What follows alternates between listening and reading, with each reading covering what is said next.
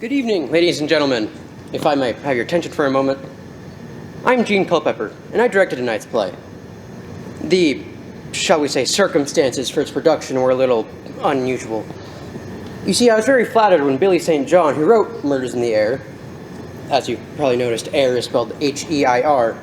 Murders in the Air, get it? Yes, well, as I was saying, I was flattered when Mr. St. John asked me to direct his play's premiere production. It was actually a work in progress, and we made changes and rewrites throughout the rehearsal period. It was very exciting being part of a new work, but to tell the truth, put quite a strain on me, the playwright, and the cast. You got that right! Hush, Wayne! All actors are to be unseen and unheard before the curtain opens. Sorry about that. The truth is, the cast and I are a little nervous tonight because, well, it's not quite finished. Oh, don't worry, we're going to go on. The show must go on, as someone once said. Don't know who said it, but I'd love to get my hands around his neck. Anyway, as I was saying, it's not quite finished. You see, it's a murder mystery, and all the characters have great motives to kill, well, you'll see who. You see, thing is, Mr. St. John couldn't make up his mind who should be the killer. In fact, he wrote several different endings in which various suspects were revealed to be the murderer. We performed them all for him, and he still couldn't decide. As it got closer and closer to opening night, the tension in the air, that's A-I-R, grew so thick you could cut it with a knife. It got so bad that Mr. St. John had what I feel sure will prove to be a temporary breakdown. The reason he's not here with us tonight is because he is currently under heavy sedation in a very nice place with very soft walls and lots of padding. The cast and I are here tonight, though, and we're determined to put on a great show for you tonight, even if it kills us. That's just a figure of speech, of course. This brings me up to my main reason of being up here, to announce that you're going to have to help us. If you'll look in your program, you'll see that we've inserted a loose slip of paper, a ballot of sorts. During the first act, you'll discover which characters have a motive to kill someone who will indeed be dead by the time the act has ended.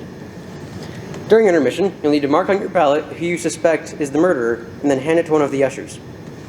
We'll tally them quickly, and for the second act, we'll perform the scene in which Mr. St. John wrote where the character the majority of you chose is the murderer. At least that's what we hope will happen. It got very confusing during rehearsals.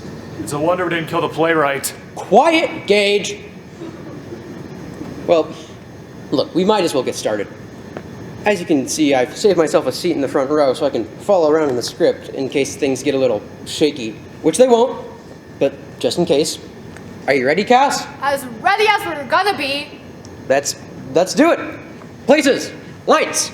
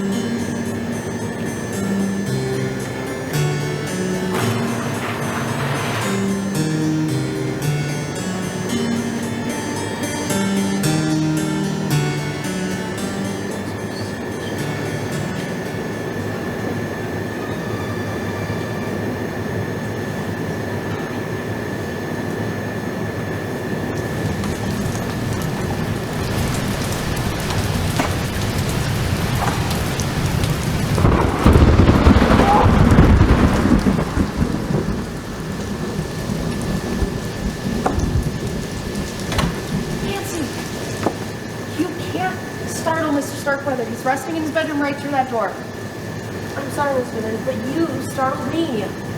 My apologies. But dare I say, a slight scare will do you no harm. However, a sudden shock to a man in his 90s and Mr. Starkweather's medical condition can prove to be fatal. Remember that, girl. I'm sorry, but this storm has just got me a little edgy.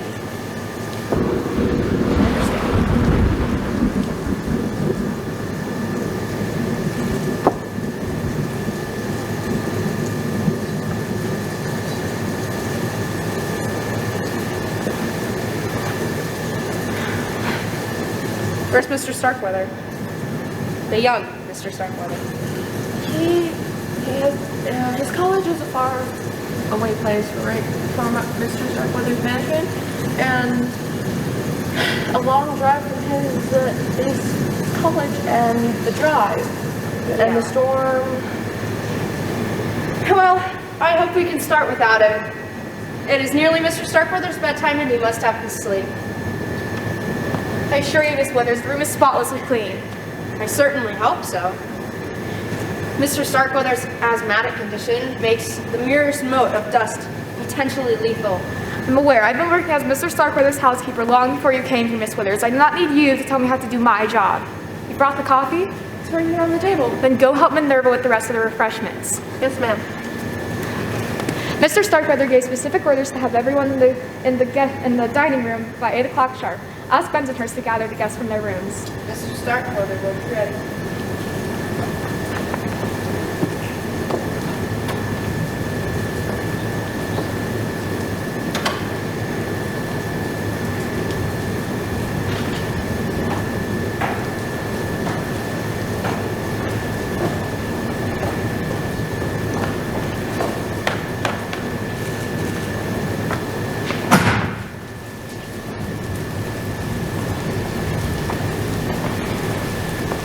Don't know all those cars parked like you asked me to.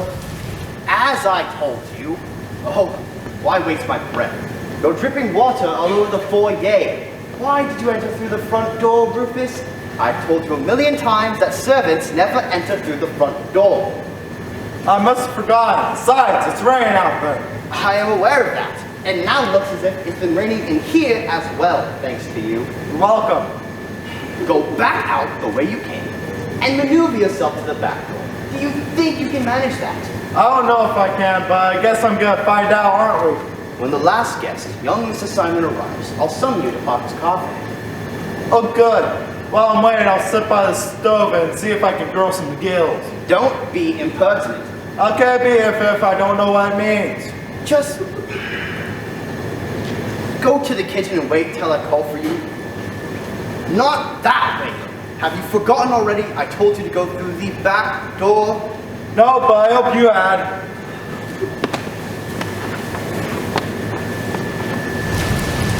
That man is an idiot. I heard that!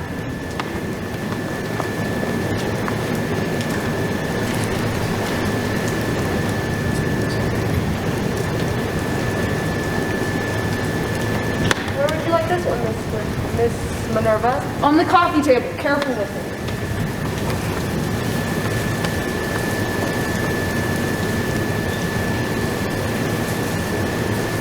I think everything is ready. You think wrong. Place the cups on the saucer so all we'll have to do is pour the coffee. Yes, Minerva.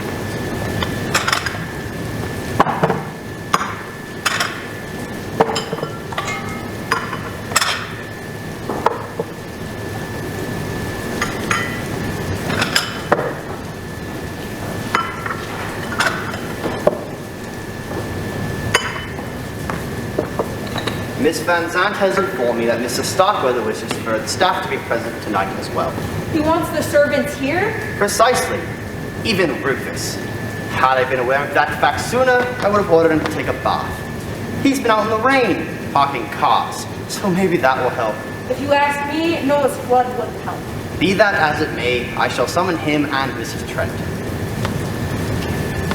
Why would he want the servants here? I don't know. Let me pull out my crystal ball and I'll let you know. Nancy, do you remember what I told you when you first started working here? Yes, do as you're told and don't ask questions. Exactly. Stick to that. I will.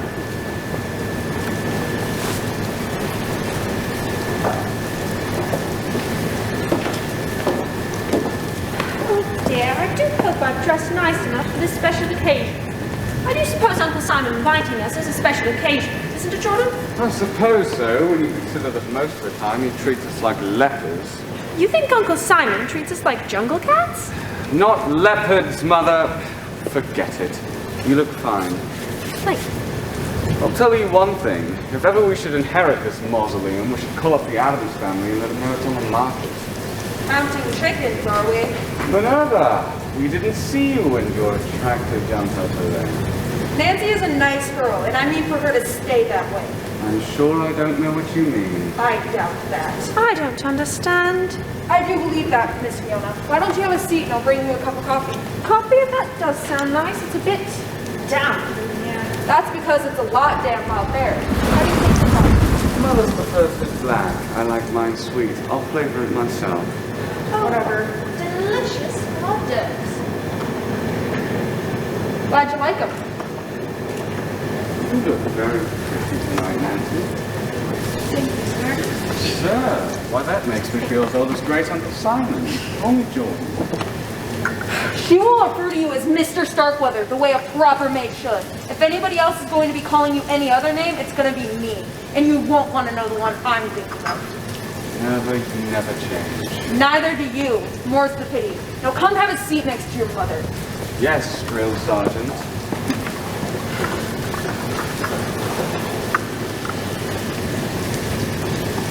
I swear, Kathy, I can't stand how y'all can stand living out here in the boonies, away from movies and fine restaurants and shopping centers. While I get so depressed, I just sit down and wait. It's not that bad, Paula. I stay here during the weekdays and visit my apartment in town on most weekends. I am so relieved to hear that. I used to work for a larger cooperation before Mr. Starkweather hired me to be his personal secretary. And believe me, this position is much nicer. Look what we have here. 2 rays of sunshine to dispel the gloom. Care to join us? Cousin Simon, you are a rogue and a charmer. I do my best. Why don't you ladies have a seat over there? It'll be safer. I'll bring you guys a cup of coffee. Thank you, Minerva. I take mine black. Load mine down with lots of cream and sugar. I must admit, I do have one enormous sweet tooth. Maybe that explains that corn syrup of an accent.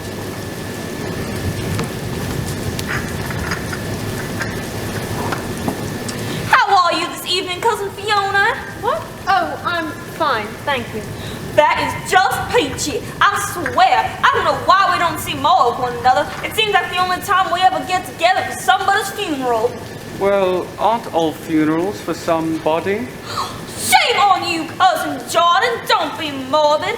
I'm glad this weekend's an exception to the rule. For once, nobody is dead. Not yet, anyway. Oh, that's all right, honey. You didn't spill any. What did you mean by that remark, Jordan?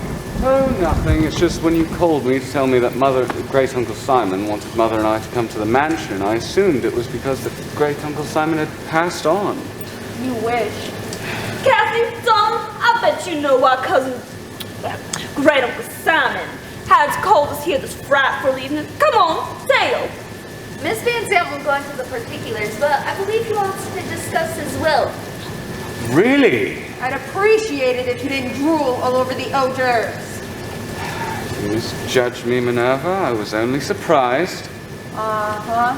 Where's Cousin Simon? Shouldn't he be here too? When I contacted him last week, he said he would be arriving. But I think he's running late. If he tried to call up tonight, he wouldn't be able to. The phone lines are dead. Well, he should be here. I mean, he is Great Uncle Simon's only grandchild after all. Yeah, and he'll probably get everything. Excuse me, folks.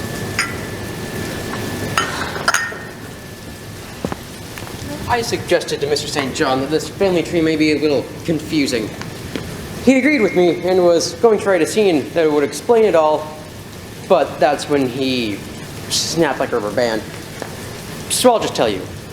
I think the family tree might be in your programs as well. So here's how it works. Simon Starkweather, the old billionaire whom you'll meet shortly, married late in life and produced one heir, Simon Jr. Simon Jr. in turn married and had Simon III, the young college student who's late for the gathering. The original Mrs. Starkweather, Simon Jr. and his wife are all deceased.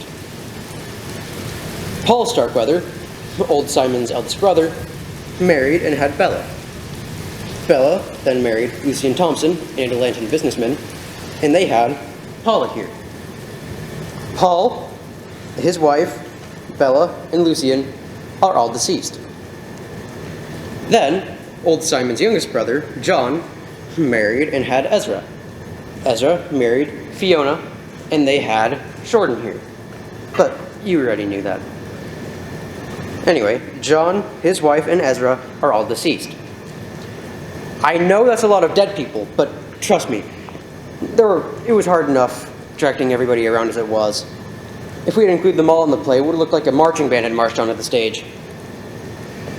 So, to sum it all up, old Simon is Fiona's uncle by marriage, and is Paula and Jordan's great uncle.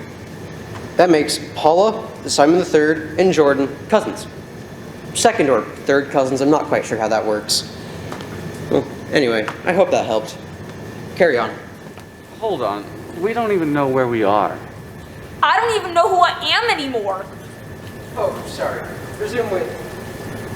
Yes, Gage and Cassie's entrance.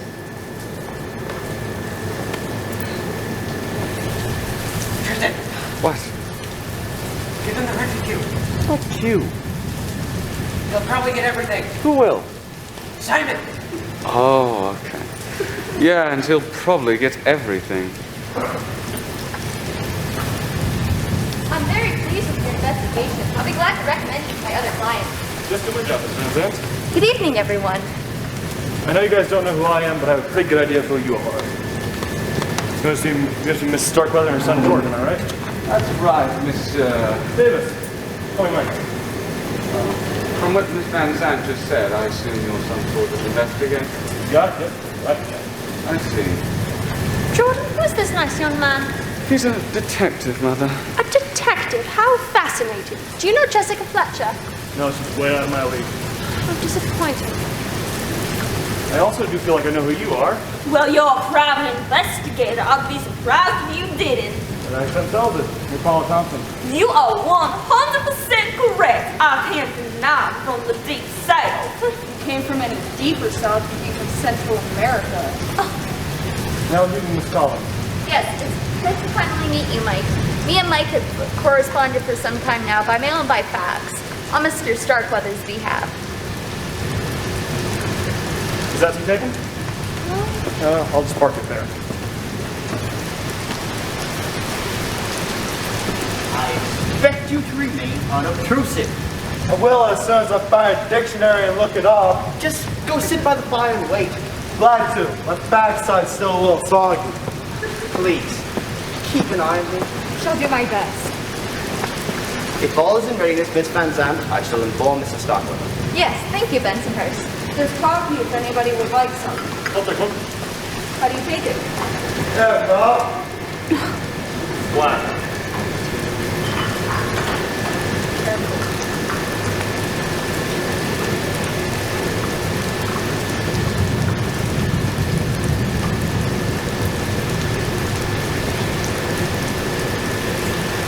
How are you this evening? I'm very well. I suppose you'd like to ask why I'm here. Yes, I would. Well, you see, frankly, I did not think this idea was best to bring you all here. Mr. Starkweather's health is precarious at best, and he doesn't need the excitement. I advised him to communicate with you all by mail, but he insisted on bringing you all here. I only hope he doesn't live to regret that decision. Can't move. Miss Withers is bringing Mrs. Starkweather in to join us.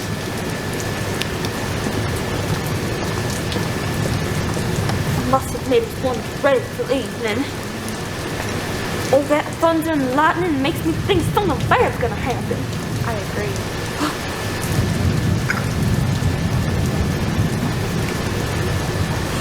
Where is she?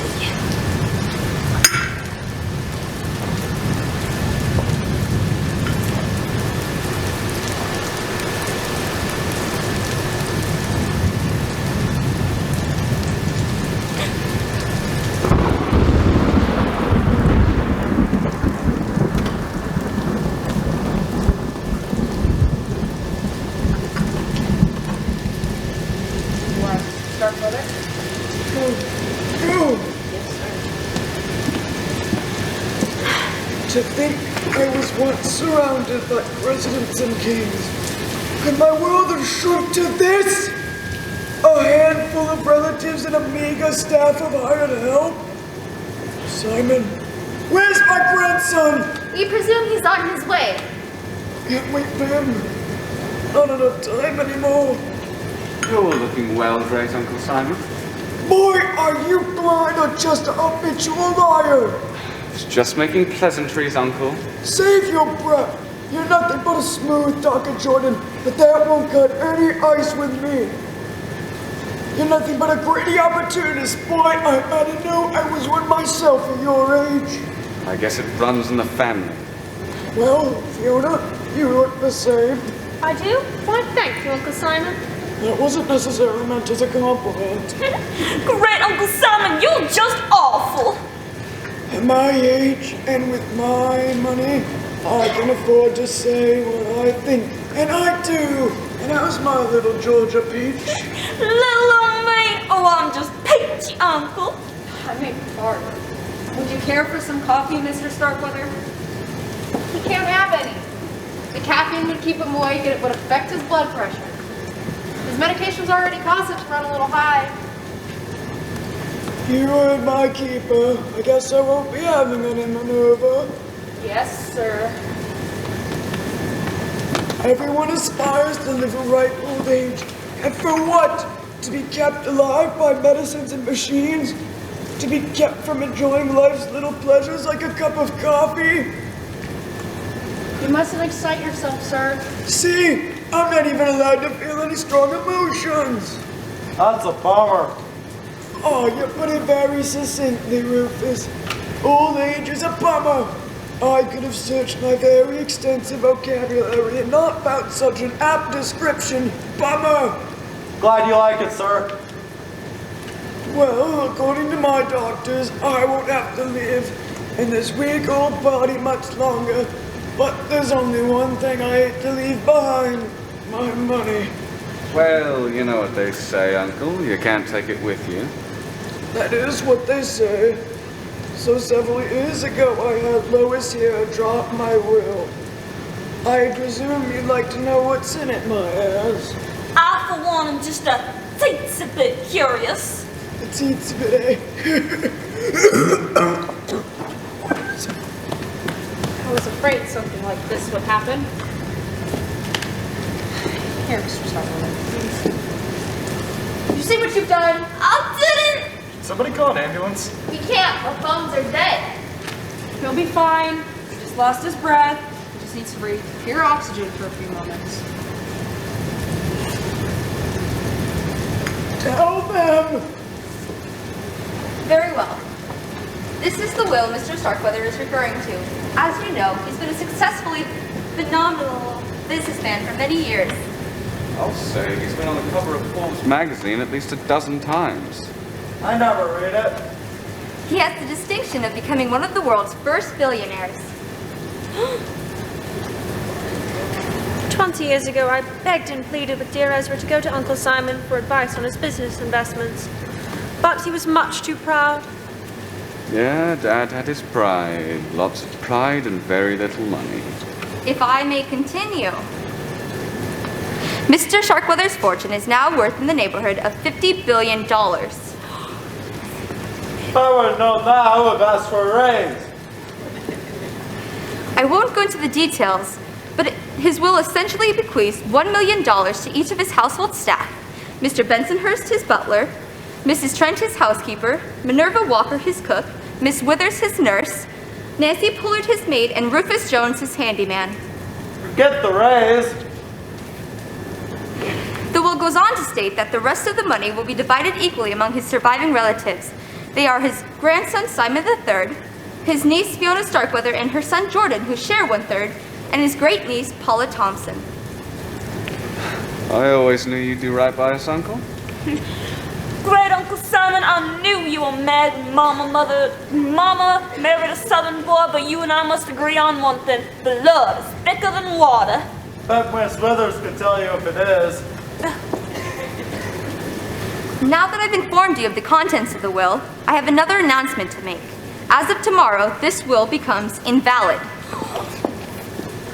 What does invalid mean? It means no good. I got a brother that's invalid. She means we're not going to get any of the money, you fool. Why did you decide to disinherit us, Uncle? I found a better use for my money, that's why.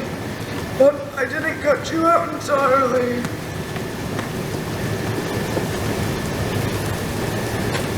Lois advised me it would be a good idea to keep you all from the old will and the new will. So I will be giving you $50,000 each. 50,000 out of 50 billion?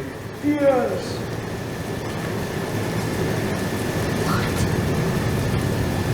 Lois advised me it would be right. So, hold on. Mr. Davis said he's a detective. What did you hire him to do? Well, over the last couple of months, I was hired to do an investigation on the planet. I've been to several different countries and met many brilliant scientists. Some famous, some who wish to keep their name off the record. While I was in Belgium, I met one, let's call him Dr. X, who would allow Mr. Starkweather here to perform the procedure that he wanted to perform, which was clone himself. Clone? Oh my goodness. That's insane! What nonsense! You must be kidding. It's immoral. I don't understand. Glad I'm not the only one. Those blood and skin samples you had me prepare? The ones you said would be sent to specialists? They were sent to specialists with us. Specialists in DNA. I thought you were trying to find a cure. And I did. Not a cure for my various ailments, but a cure for dying. It's not right. Precisely that.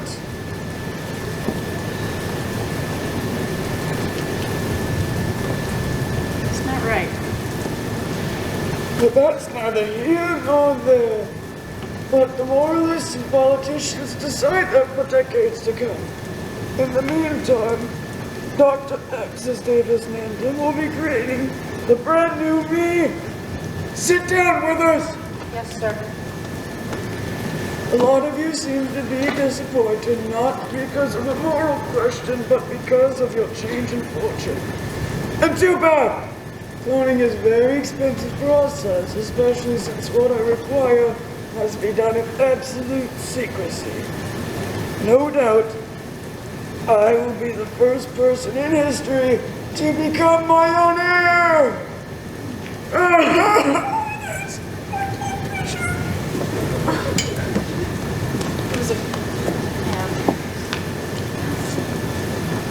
If you'll excuse us, I need to take Mr. Starkweather's blood pressure. Why can't you do it right here? His arms are too frail to handle the pressure of a normal cup. Therefore, I use an outsized cup, made to go around a patient's thigh. He can withstand the pressure there. He's had enough excitement for one evening anyways. I'm going to put him to bed. Well, I guess this means our meeting is concluded, unless anyone has any further questions.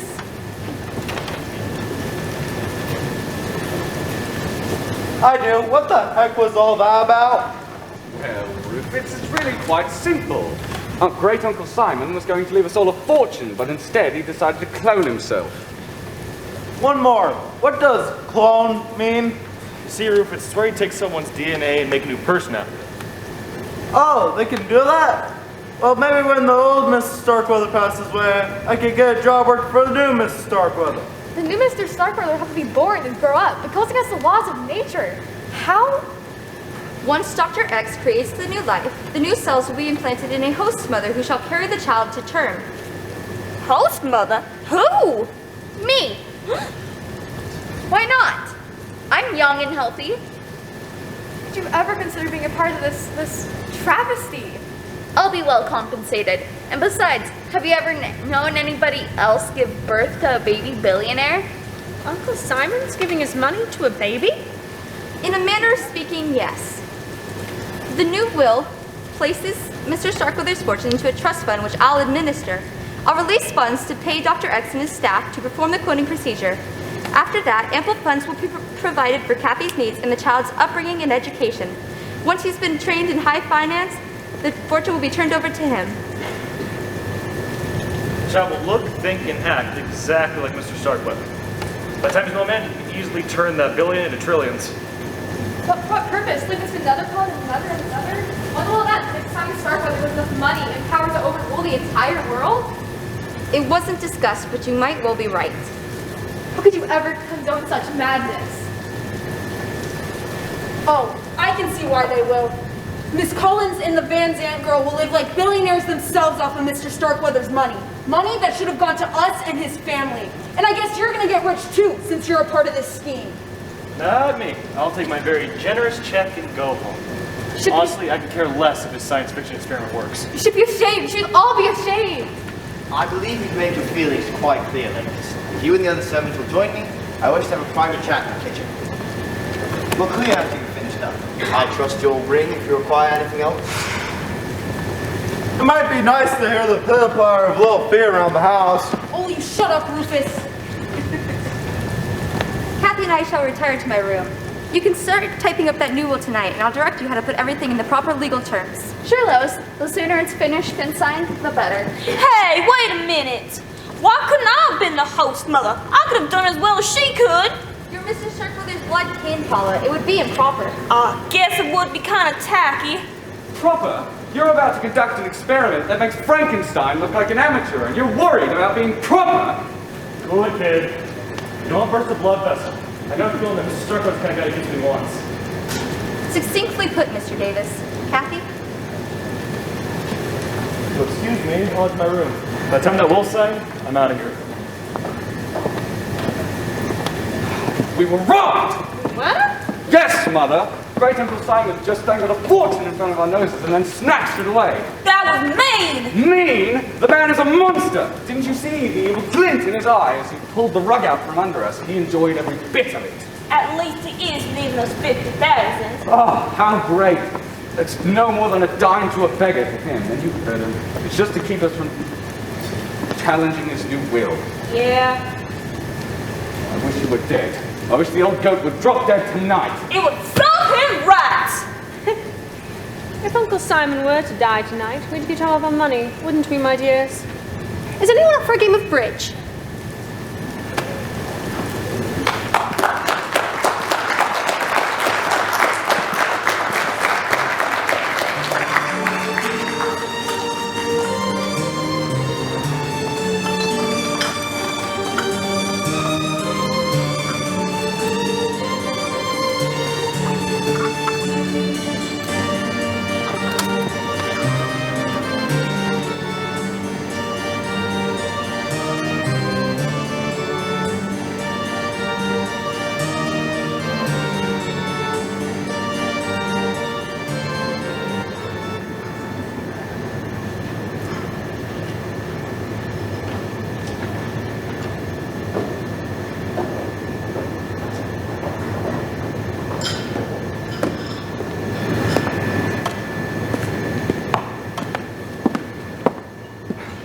Penny for your thoughts. It's all I can afford to pay now. Mr. Starkweather. It's Jordan, remember? At least when Minerva the Dragon Lady isn't around.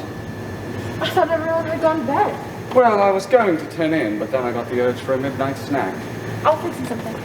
Never mind that. What are you doing up? Mrs. Trent sent me in here to make sure the fire screeners were closed properly so no sparks fly onto the rug. And burn Starkweather Mansion to the ground? Not such a bad idea. How could you think such a thing? You know Mr. Starkweather is an invalid. How could he... You read my mind. Jordan! Ah, got you to call me by my first name.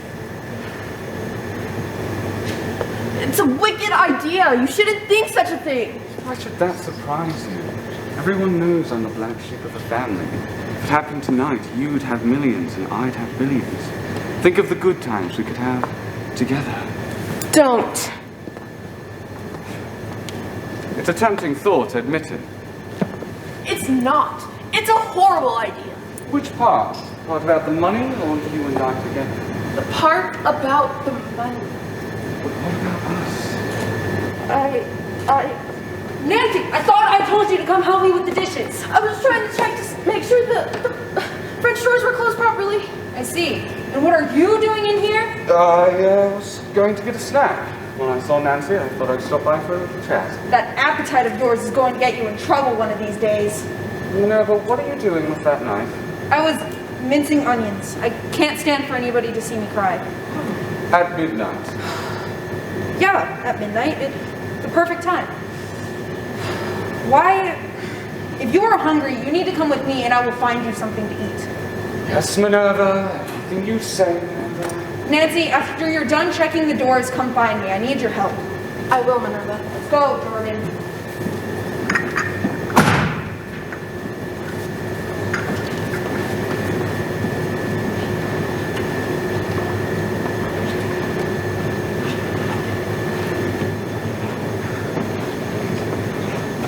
Rufus! I thought I heard someone come in. It's just me. So I see. Good grief, man. What are you doing with that axe? Well, see, I remember chopping wood this afternoon before it started raining. I've been dismembering things a lot lately. By the time I remembered where it was, I figured I should bring it in and dry it off before it rusted. I can understand that, but why did you bring it into the living room? Besides, how many times have I told you to use the back door? As many times as you want, I ain't counting. I swear, Rufus, you'll be the death of me yet. Go into the kitchen and ask Mrs. Trent for a towel. I ain't wet, and besides, it stopped raining. I know that, for the axe. Oh, right. If that man had a brain, he'd be dangerous. I heard that!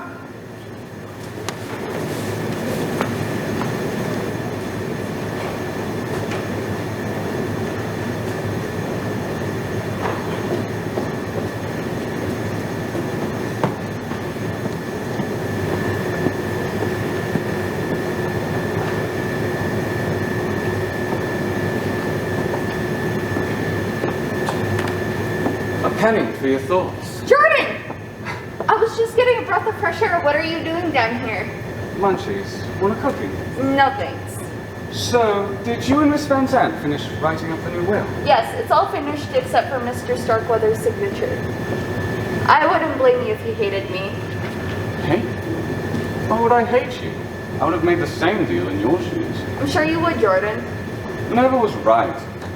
Being the mother of little Simon would be the next best thing to owning the billions yourself, but aren't you forgetting something? What? A little tyke will need a dad, too. Someone to mold him, shape him into the perfect replica of Great Uncle Simon, a ruthless money-making machine. You think so? I know so. And who better a father figure than I? You're a very attractive woman, Kathy. You could mix business with pleasure. Get your grubby hands off of me! What? You're getting crumbs all over my dress. And besides, forget it. If I decide that little Simon needs a dad, I'll pick a suitable husband then. I don't know who he'll be, but he won't be a money-hungry, sleazy slime ball like you, Jordan. I could kill you, witch! I wouldn't try it with a detective in the house. God! Classic.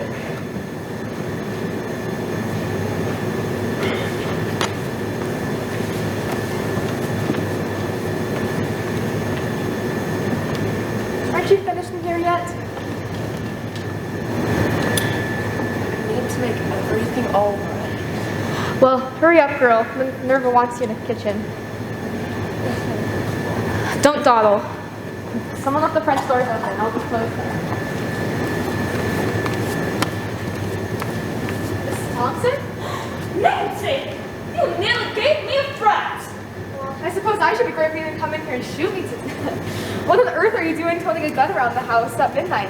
Oh, don't worry. I know how to handle a gun. I couldn't sleep, so I thought I'd clean it. I came down to the kitchen to look for some oil. Well, I'll doubt you'll find what you're looking for in the kitchen unless you want to rub it with Crisco. Do you always carry that thing around with you? Oh, Daddy taught me to be a crack shot at the age of 10. A girl could never be too careful. Well, I don't think you have anything to worry here at Starkweather Mansion. We're miles away from the nearest town. No one ever comes out this way. You've never had a burglary or a prowler? No. Well, With great Uncle Simon being in poor health and all, it's a wonder nobody's come in here and tried to steal something. With his bedroom being on the ground floor and everything, somebody could just waltz in there and do who knows what. Like, shoot him? Well, as morbid as that sounds, it could help him. How could he defend himself? Could sick Nurse Withers on him. That should scare any intruders away. Well, I sure wouldn't want to tangle with that woman. Where does she sleep? In the bedroom beyond Mr. Starkweather, so she can hear if he rings his bell for Bryn in the middle of the night. If I remember right, when Mama brought me here when I was just a little girl, that room used to be a library, and the one beyond that, a parlor. Am I right? That's correct. When Mr. Starkweather became too ill to go up and down the stairs, the library got converted to his bedroom, and Withers took the parlor. Why do you ask? Oh, I was just curious. They're the only ones that sleep on the ground floor, right? That's correct. The other servants and I, we took the attic under the eaves. We have our own staircase down to the kitchen. Excuse me a moment, folks. I thought that little section of dialogue was a little awkward and suggested to Mr. St. John that he cut it. He said, "What do you want me to do? Put a blueprint of Starkweather Mansion in the program?" Which I thought was kind of rude. He insisted that I keep it in, so I did. I just want you to know, it's a bad piece of writing, and I tried to correct it. Sorry for the interruption. Continue. I want you to know that if you do that ever again, you're going to have to bring that script up on this stage and play Mr. Trent yourself. Sorry. I wish I had your nerve. Anyways, where are we? So you want to know more about the layout of the Starkweather Mansion? Oh yeah, I was just curious. Well, you know what they say, curiosity killed the cat. Yes, well, I really must be going. Wouldn't it be ironic if someone did come in tonight with all nights and...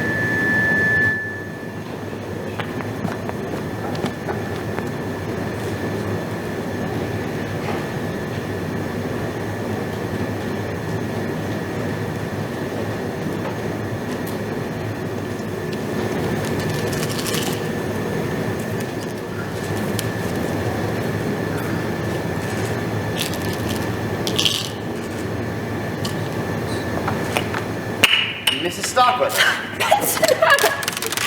You nearly frightened me to death. My apologies, ma'am. Might I ask what those pills are you seem to have strewn about the room? They're digitalis for my heart. I have a heart condition. Digitalis, doesn't that speed up one's heart rate? Oh yes, my little heart is just pumping away. Perhaps I should take 2. I insist. Perhaps the single dosage would be sufficient. I inquire an overdose would be quite fatal. Extremely fatal. Or am I being redundant? I assume fatal is fatal, just as dead is dead. Wouldn't you agree? Completely. One cannot be deader than someone else. Dead longer, perhaps. But that's the only comparison I have for that word. Might I ask what you were doing with those in the living room?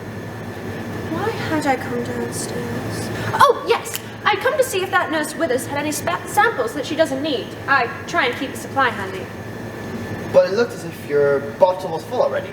Well, it was, but it never hurts to plan ahead. Do you mind helping me pick these up? Of course. Can I ask you a question? Right ahead. What are you doing with that wrench? A wrench? Well, you see, I remember Nurse Withers mentioning the heat gas valve in Master Starkweather's room was loose. I thought I'd go in there and give it a right turn or two. How very mechanical of you. We wouldn't want any of that gas to slip into his room, now would we? No, we wouldn't. But first things first, shall we? Yes, of course. I feel like a pigeon pecking popcorn. You missed one there. Where? By your left kneecap. Left kneecap. Oh, yes. There it is. They just roll everywhere. Round objects tend to do that, ma'am. My, oh my. Oh, Nurse Withers. Oh, Mrs. Starkweather. What are you doing on the floor with Bensonhurst? We're picking up spilled pills. I dropped my digitalis.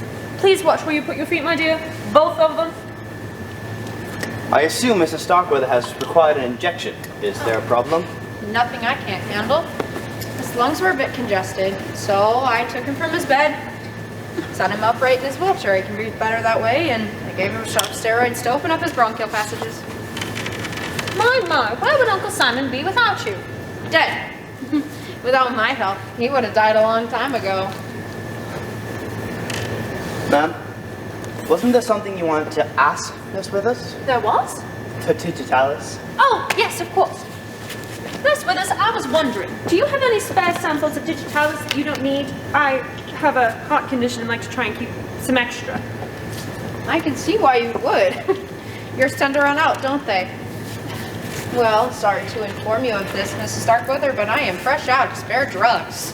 Your uncle needs every pill he's got to keep him going. My, we had better pick all of these up. Would you mind helping us? Sure.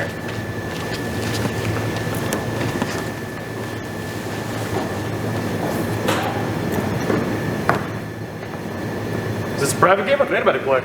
Mr. Davis, we're picking up spilled pills. Oh, I think I was having a tiny marble tournament. I'll pass. Well, I'm getting back to my duties. Here you go.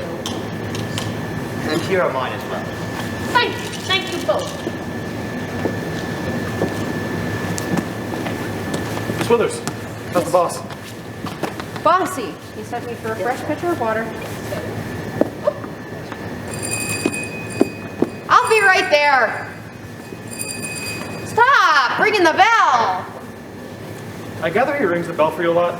Incessantly. When he stops ringing the bell, I'll always kick the bucket. Spoken like a true member of the medical profession. So Bensonhurst, what's with the wrench? Got any problem I can help you with? Thank you, sir, but no, it too will wait. I shall excuse myself, if you please. What? Oh, yeah, what are you doing up so late? I've come down to see if Minerva had any food left, but... And I spilled pills everywhere. I couldn't sleep very much. How about you? Well, I'm a real night owl. Plus, I was waiting to see if young Simon would show up. Haven't met him yet. Oh, Simon, he is a sweet boy. I do hope he's all right with the storm and everything. Probably pull over to the side of the road to wait it out. Perhaps. Well, I'm going back to my room. Good night, Mr. Davis. Good night, ma'am. You're up too, Mr. Davis? Yes, ma'am. There seems to be more through traffic in this mansion at the middle of the night than there is in the interstate during rush hour. I know what you mean. I've been hearing footsteps go past my bedroom door all evening. I'm not surprised, though. Anyone could have guessed Mr. Starkweather's announcement would give his heirs a sleepless night or two. Now, Miss Van Zandt, may I ask you a question? What's your opinion on this cloning business? I'm a lawyer, Mr. Davis. I'm paid to think, not feel. Can Mr. Starkweather be cloned? Definitely. There's no question the technology exists. Should he be cloned? Well, let's just say I wouldn't want to be the first to test nature by creating another Lois Van Zandt. Same here. I got enough problems for one lifetime. Two would just be too much. Yeah. To be fair, this place is about as stressful as a long-tailed cat in a room full of rocking chairs. Well, the new will is finished. He can sign it in the morning. Actually, I think the old boy's still awake. I saw the nurse back here just a little while ago. Well, in that case, there's no reason he can't sign it right now. True. This place, once that's all signed, it will go right back to normalcy, hopefully. Why don't you let Mr. Starkweather know, and I'll go get the new will. What in the world? Starkweather must have tripped. But the storm passed hours ago. I don't like this. I'll go look for Bensonhurst. All right, I'll let Mr. Starkweather know we're taking care of it. Sure.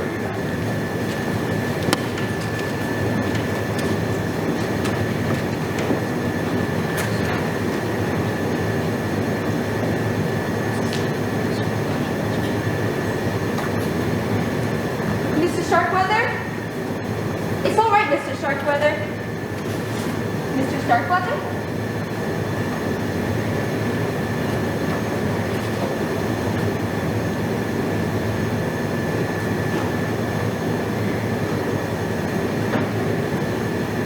Hello? Is anybody there? Mrs. Trent? Bensonhurst? Anybody? Hello? Anybody there? Kathy, I think there's something wrong with Mr. Starkweather.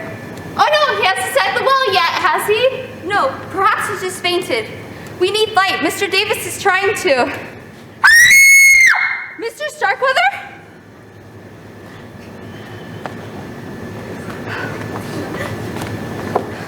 What happened? Somebody hit me.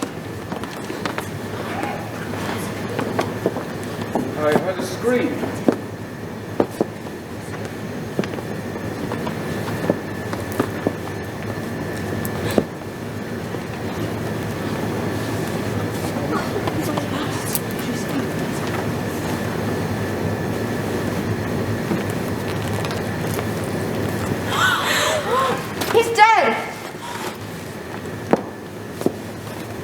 Somebody pumped the blood pressure cuff up to the maximum. He's been strangled to death. Who could have done such a thing? You gotta be kidding me. You're all on top 10 of my suspect list. Me? Hold it down when you examine the body. Those red drops on his robe, is that blood? I can't tell. What else could it be? Okay, here's the plan. We keep trying the phones until morning. When that's done, if they don't pick up, we'll drive into town, inform the police. I'll probably send a helicopter out here to go check it out. That's done.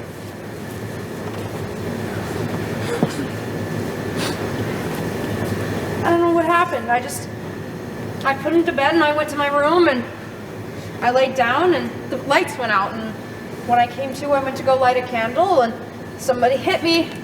I must have blacked out. When I woke up, the lights were back on. Yeah, we can take that from there. Maybe the old man did himself in. Or maybe not. Oh, young Mr. Simon. So glad to see you. And boy, don't we have news for you too.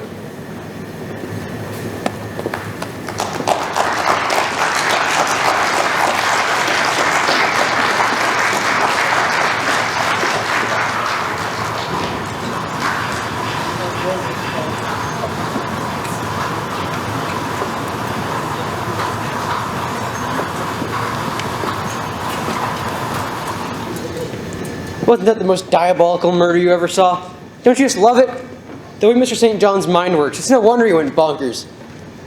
Now remember, first thing during intermission, you need to mark on your ballot who you think killed Mr. Starkweather. Ushers will be circulating in the lobby and in here too, in case you don't need to go to the bathroom, get a drink of water or anything. Well, see you in 15 minutes.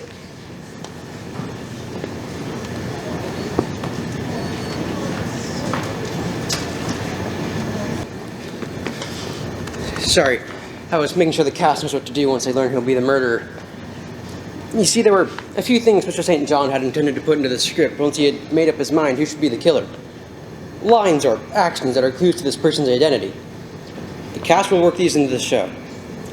I'm telling you this so you can continue to play armchair detective and try to guess the murderer's identity. Well, I suppose that's everything for now, so sit back and enjoy the conclusion of Murders in the Air. Lights!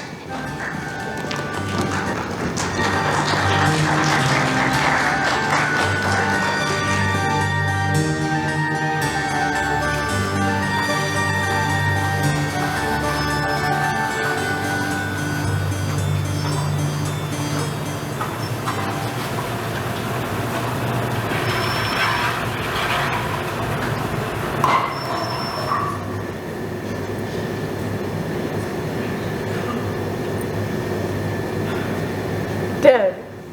I can't believe grandfather's dead. Well, he is, Cousin Simon. He is the deadest person I ever did see. Funny you should say that. Bensonhurst and I were discussing the degrees of dead earlier, and... Mother, please. And he was murdered. You also have the body. If I'd have got here sooner, maybe... How do we know you weren't here sooner? What? It would have been easy enough for you to park your car across the stream, walk into the French doors, and kill Lance just before you killed Mr. Starkweather. That's ridiculous! Why would I kill him? I'd say 1/3 of $50 billion to do the trick. But I didn't know about the inheritance. I didn't know about the new wills. I didn't know about the new crazy clothing scheme Grandfather talked about that you told me about. It would have been easy enough for you to, sit outside the French doors and eavesdrop on the conversation. Why would I hide? I was expected here. Why don't you tell me the story about how you got here? All right. I had to creep down that long country road from town in snail's pace. Rain was lashing the windshield so hard I could barely see. Wind was snapping branches off trees, flinging them against the car. It was like driving through a hurricane. When I got to the bridge, spans the stream which flows around the estate, I had to stop. That stream had turned into a raging river, torn the bridge to pieces. I couldn't get across. So I found this tree. Fallen across this stream years ago. I used to play on it when I was a kid, so I went out, found it, crossed it, got here. And apparently I got here just after grandfather was murdered. Good story, but it sounds rehearsed. Not nearly enough. It's the truth, I swear it! I'm not taking off my suspect list. Who else do you have on that suspect list, Mr. Davis? Everyone in this house, besides for Miss Collins and Miss Van Zandt. They had a lot to gain if your uncle had just for a couple more hours. And now, I'm cold. Especially me. Lois has other clients. Now I'm among the unemployed. Well, I'm sure once the estate is settled, we can arrange for you to get a generous severance check. Take it out of your portion. Mother and I will pass. I will too, I'm afraid. Nothing personal, of course. Of course. Well, what are we gonna do? Here's the plan. We wait here until morning. You take me to your car and we drive into town. We tell the police what happened. They probably have to fly a helicopter to get out of here. Then once the homicide detective is assigned to the case, I'm out of here. You're a detective too! You were here when the murder occurred. You have a better chance of solving it than anybody else. That's true, but I'm not getting a paycheck.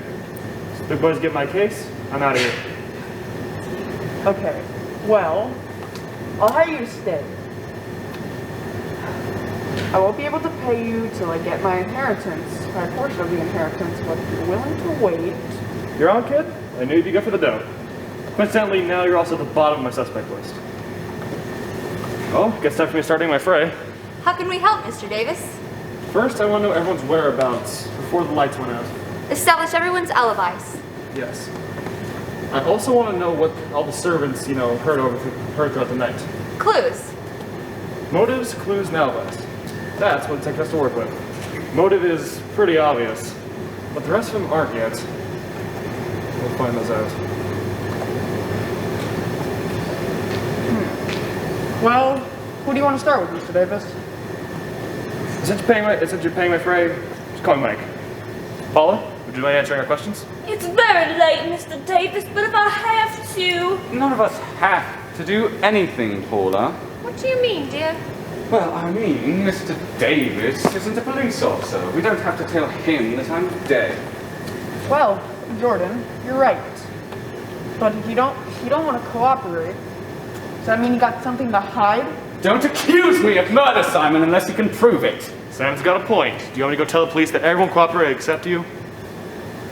Fine. I'll answer your dumb little questions. But first, I'm going to take Mother upstairs.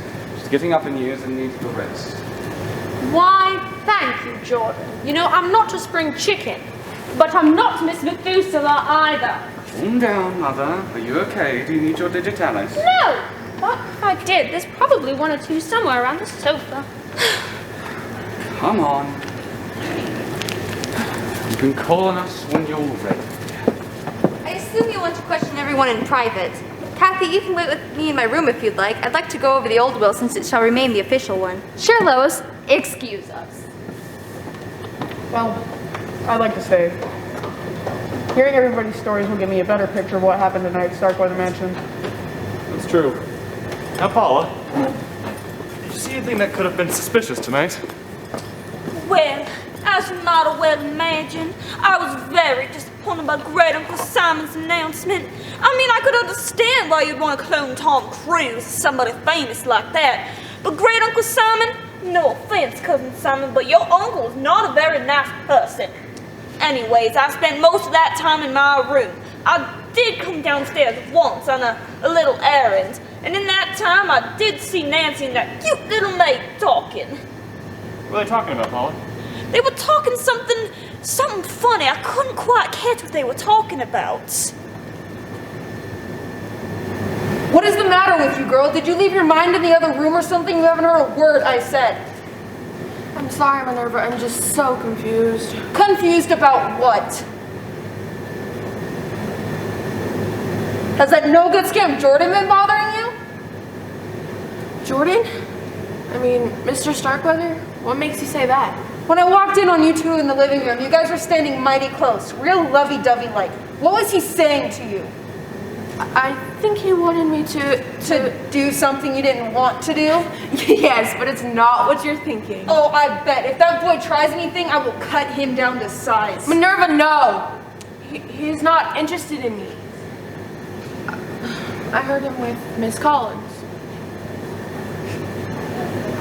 Oh, I get the picture. When you lost your millions, he lost interest in you, didn't he? He's following the money right to the Collins girl, isn't he? He proposed to her. She later laughed about it with her friend Miss Van Zandt. It serves him right, that lazy bum. Don't call him that! And you're still hung up in him, aren't you? Listen to me, Nancy. He's just going to use you and toss you away like he's done to a dozen other maids I know of. Maybe he's ready to settle down now. If it weren't for Mr. Starkweather, he'd be able to do what, Nancy? Nothing. If we're finished, I'd like to go to my room now. Go on. Nancy? Yes, ma'am? Lock your door. Excuse me a minute.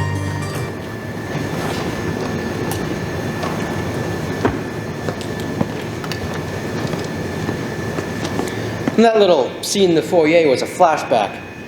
It showed a conversation that Paula had overheard before the murder. Other character stories, well, portions of them, will be told in a flashback too. Isn't that clever? I just wanted to make sure you got that. That's all.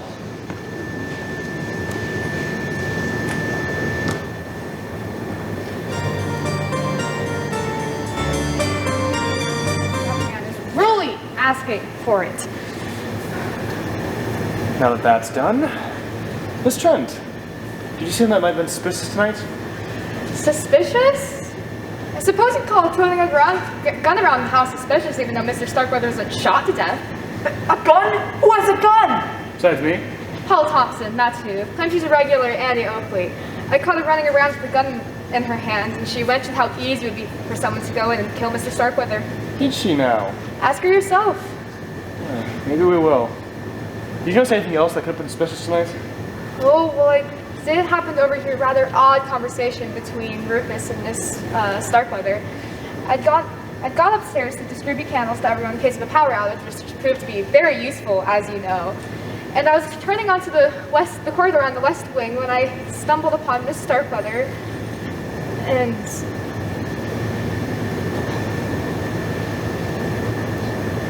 Rufus, and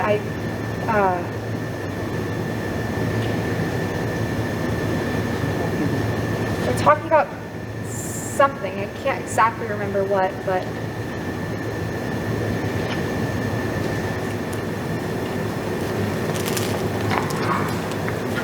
Rufus! What on earth are you doing with that television set? Doesn't look much like a portable. It is now. Well, see, I wasn't sleepy, so I figured I would watch some TV, so I borrowed one from one of the guest rooms. Whatever for?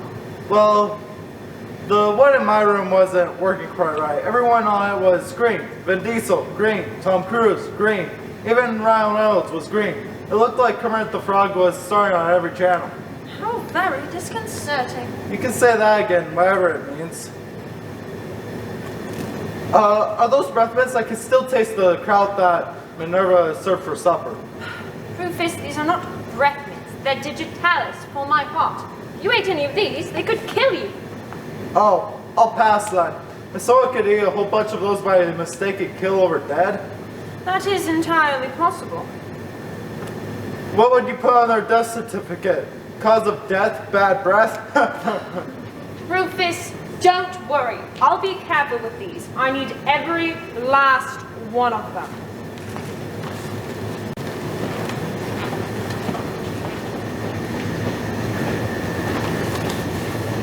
So Rufus had an axe in the house? Yes, sir. I'd instructed him to chop some firewood earlier for this evening. I'm surprised you trusted Rufus with an axe.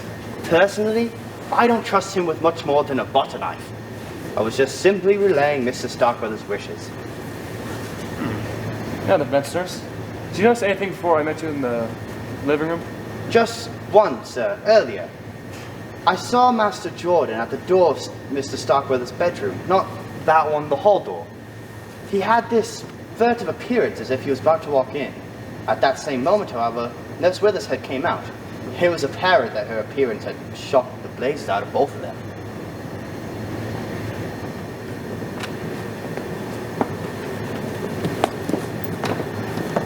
Well, what do you want?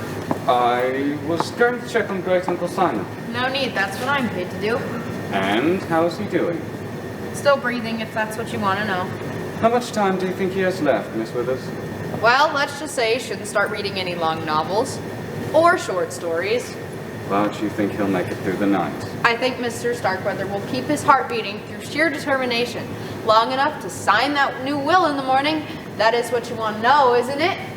You misjudge me, Miss Withers. Give it a rest, Jordan. You would love to see that old man drop dead before daybreak, just like everybody else in this house. Including you. $1 million is a fortune. Many people would kill for that much. If that's a hint, forget it. I, out of all people, would be the prime suspect if his death appeared to be anything but by natural causes. Suspecting and proving are two different things. I'm gonna forget you said that. Night, Jordan.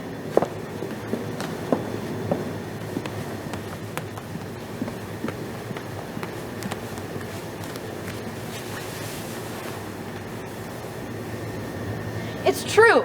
Jordan Starkweather did hint that I was in a position to end his great-uncle's life in a way that would appear natural. So you turned him down? Yeah. Didn't Bensonhurst tell you that? That is true, but you could have changed your mind. Why would I do that? And then kill him with the blood pressure cuff? That's foolish. It's not natural, that's for sure. That's true. If they're trying to mock us. Yeah, it's as if the killer was flaunting it in our faces. Why would he do that? I don't know. Miss Withers, if you could think, who do you think the murderer could have been? Off the record, Miss Paula Thompson, his great niece. She's too goody-goody for my taste. Oh, them southern belles can put on such a charm when they want to. But Scarlett O'Hara was pretty ruthless when you get down to it. Yeah, we've been told she has a gun. See what I mean? I dare say she and Jordan were both eager to get their little hands on Mr. Starkweather's billions. You know, I heard them talking earlier this evening. It was shortly after Miss Van Zandt's announcement about the new will. They didn't see me standing in the corridor.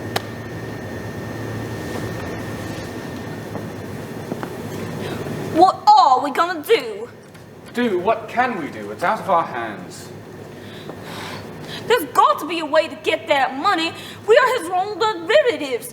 If anything, it rightfully belongs to us. Maybe we could have Great Uncle Simon declared insane. That won't work. I've already thought of that. Maybe if cloning was some bizarre idea we could, but it isn't. It's been done before. Great Uncle Simon's idea to clone himself might be insane, but it's not impossible. We'd lose the case. And spend the pittance we're to inherit on the lawyers. Like that Miss Van Zandt. She... What is it?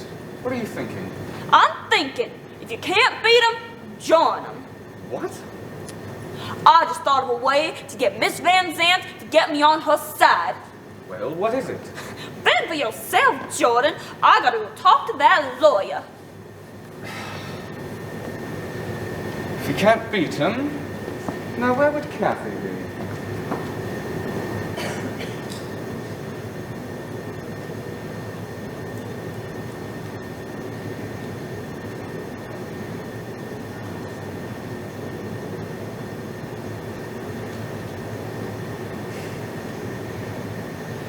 It's true. Jordan did suggest we get married, but it wasn't what you would call a romantic proposal. It was more of a business proposition. You're gonna have access to billions. What did he have to offer you? Himself, I guess. But in my opinion, that fortune hunter wouldn't have been worth 2 cents. So you turned him down? Jordan is attractive in a smarmy sort of way. But believe me, Mike, any woman who married him would be a fool. And I am no fool. I know that from when we first started working together. Well, you were smart enough to carry your grandfather's clone. Look, Simon, once Mr. Starkweather made up his mind to clone himself, There's nothing that was gonna change it. He would have found a surrogate mother either way. So it might as well have been me. I know. I just think the whole idea was just creepy. You're a lot nicer than the other heirs were. And what do the other heirs say? Like Paula, for example. She couldn't give up hope on getting her hands on Mr. Starkweather's money. How do you know? When me and Lois were in her room, she asked to speak with her in private, so they went out into the corridor, but they didn't close the door all the way, so I couldn't help but overhear.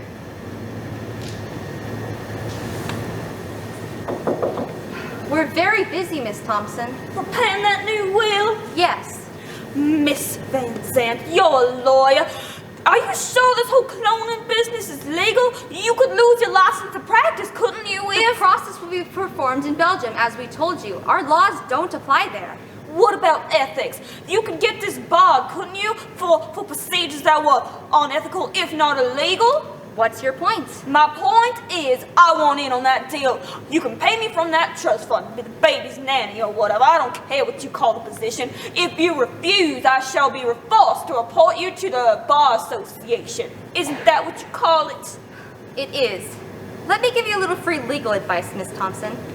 In the first place, if you make any accusations against me before the cloning procedure has been completed successfully, I shall sue you for the $50,000 you're due to receive and everything else you own, and I'll get it. In the second place, once the baby's on his way, I plan to close down my office. I shall devote all of my time to Kathy and little Simon's needs. In that point, I won't be worried in the least if I should be disbarred. You don't have to be a lawyer to administer an estate, Miss Thompson. Anyone can do it. Oh. So you see, young woman, your threats are meaningless. In fact, as an officer of the court, I should report your feeble attempt at extortion to the police. I wasn't! Save it. Take your silly southern self out of my sight, and I might be willing to forget it. All right, I'll go. You lawyer! Excuse me. Oh, Mrs. Trent. Oh. I found some Christmas candles we stored away, and I thought it might be useful to dispose of them in case there's a power outage. I recommend you keep a candle and some matches nearby. That's very thoughtful. Thank you. Kathy's in my room. I'll take one for her as well. Miss Thompson? Oh, all right. What's the matter with her? She's a poor loser. Miss Thompson played her ace and I trumped it, in manner of speaking. I'll take this to Kathy. So what were you doing outside earlier tonight? Was I outside? Oh, yeah, I remember now. I borrowed a TV set from one of the guest room bedrooms because mine wasn't quite working. We heard why, Rufus. You did? There's search owls fast around here. Yeah, all the actors on your set were green. Yeah, looks like the Martians had landed or something. Well, when I hooked up the new set, everyone was fuzzy as a woolly worm. So I figured I would go outside and turn the antenna around. On the roof? Yeah, it wouldn't do much good in the basement, now would it? I was just about to get the tall ladder out of the shed when I heard the gal scream bloody murder. Murder anyways, if it wasn't bloody. Did you see anything while you were outside? I saw an owl and heard a bunch of bullfrogs. Did you see anyone outside? I saw Mr. Jordan on the patio. I have no clue what he was doing out there. Rufus, were there many people talking about the will? Who didn't? Minerva and old Bensonhurst was talking about it in the kitchen. And before Mrs. Starkweather croaked. What are they talking? How are they talking about it? Minerva and Bensonhurst was going on and on about it and how they should have earned their $1 million for Mrs. Starkweather. I figured, I didn't care too much. I figured 50,000 would buy me a TV with a real big screen. Now I may even buy two. Rufus, Minerva, and Bensonhurst. Oh, right. The more they talk, the more Minerva thought about it, the madder she got. And whew, that woman's got a temper. She was about ready to storm in there and give Mr. Starkweather a real piece of her mind. You mustn't go in there, Minerva. And who's going to stop me? I shall if necessary. You? And what army? I completely agree that we were wrong. But a confrontation here? It's just not the answer. Then what is? Patience, Minerva. Patience. Mr. Starkweather hasn't signed the will yet. He could change his mind by morning. We should live so long. No, Minerva. He should live so long. So Jordan, what were you doing outside tonight? Getting a breath of fresh air. Anything wrong with that? Not if you stayed outside. What do you mean? While I was in Mr. Starkweather's room, I noticed that Miss Withers left the window open. Enough for you to sneak in. Don't accuse me of killing Great Uncle Simon unless you can prove it. I'm not accusing anyone yet. Besides, from what we've heard, Cousin Jordan, conning someone and doing your bidding is more your style. Who told you that? I'll ask the questions here. Now, what were you doing outside? All right, if you must know, Kathy and I had a disagreement. I got a little heated and went outside to cool off. Or have you heard about that already? I question, you answer. Now, Jordan, you say if you say you didn't commit the murder, who do you think did? Well, I'm not saying she did it, but have you talked to that little maid Nancy yet? Why were, Jordan? Well, for one, the girl has a crush on me. I flirt with the ladies a lot, but I did nothing to lead her on. I know she was furious that Great Uncle Simon cut her out of the fortune, and even more furious that he cut me out. I was walking around the house when I stopped outside the kitchen and heard her talking to Miss Withers.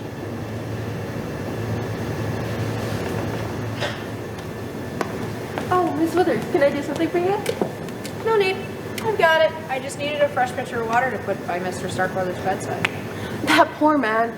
I knew what you meant by the slightest shock could prove to be fatal. Exactly. The slightest shock. Come in, Mr. Starkweather. His bell.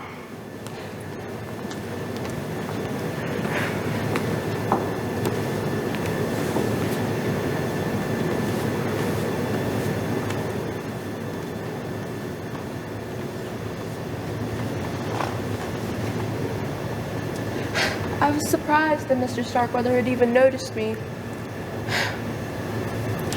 Even getting $50,000 is a lot, and with that I could go to college like you. Well, you're wealthy now, so what do you want to do? I don't know. I haven't been thinking about myself much lately. And who have you been thinking about? I... Jordan Starkweather, perhaps? Who told you that? Cousin Jordan himself, for one. He said that you might even be willing to kill for him. How could he say such a thing? We're sorry to hurt you, Nancy, but now you see what Jordan's really like. He's out for himself. He'll trample anyone who gets in his way. I know I should have listened to Minerva when she told me that he's just no good.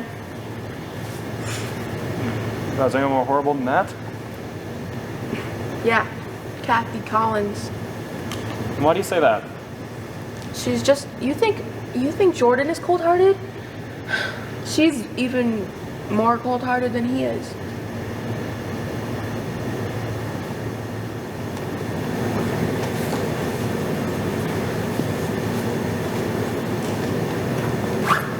Can you believe it? Those soulful gazes might work on some innocent young thing like that maid Nancy, but I quickly showed him that I am no pushover. I wish I'd been there to see it. It's time Jordan met his match. I could tell Nancy about some of the other maids who worked here before her. His Playboy days will be over soon enough, though. What do you mean? Well, up until now, Mr. Starkweather has given Jordan, as well as Simon and Fiona and Paula, a large allowance. After this, whatever's left in the inheritance is all they'll get from the Starkweather fortune. They'll have to learn what it's like to work for a living. Simon's almost out of school. He'll do all right. But can you picture Paula behind the desk of a car rental agency? Or Jordan driving the cars on the lot for the customers? And what will Fiona do, sell Avon? Can I get you anything, Fiona? A glass of water? What? Oh, no, I'm fine. Mr. Davis, I want you to know that my Jordan couldn't have done what was done to Uncle Simon. He was with me in my room all evening. Now, ma'am, you know that can't be true. Your son told us himself that he was outside earlier tonight. I saw you in the living room. Oh, dear. I suppose you're right. Maybe it was the other night he sat with me. Maybe it was. Now I understand why Jessica Fletcher never believed anybody on Murder, She Wrote. It's so easy to get confused. Miss Starkweather, I need you to focus on tonight. What do you remember? Well, I saw Uncle Simon's body with that horrible thing around his neck. Mike means before that, Fiona. Before? Oh, well, I don't know if this is the sort of thing you mean, but... Yes? Well, I was upstairs and in the hallway, and I heard, that secretary and the housekeeper talking. They were rather loud, so I couldn't help but overhear.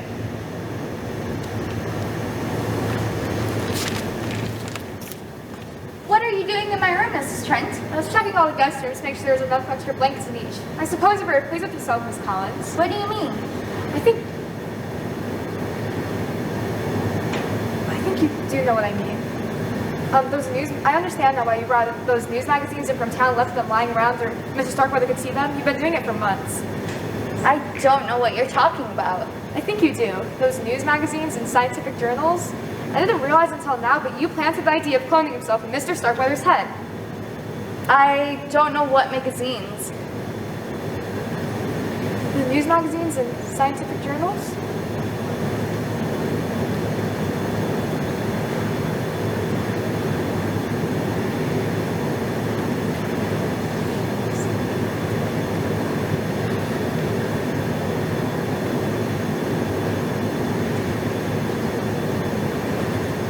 I'm not playing dumb.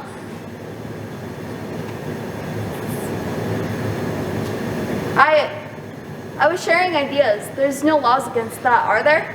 I'm sure your lawyer friend would say no since you're in this together, but what I think you're planning to do is hideous. Honestly, I don't care what you think.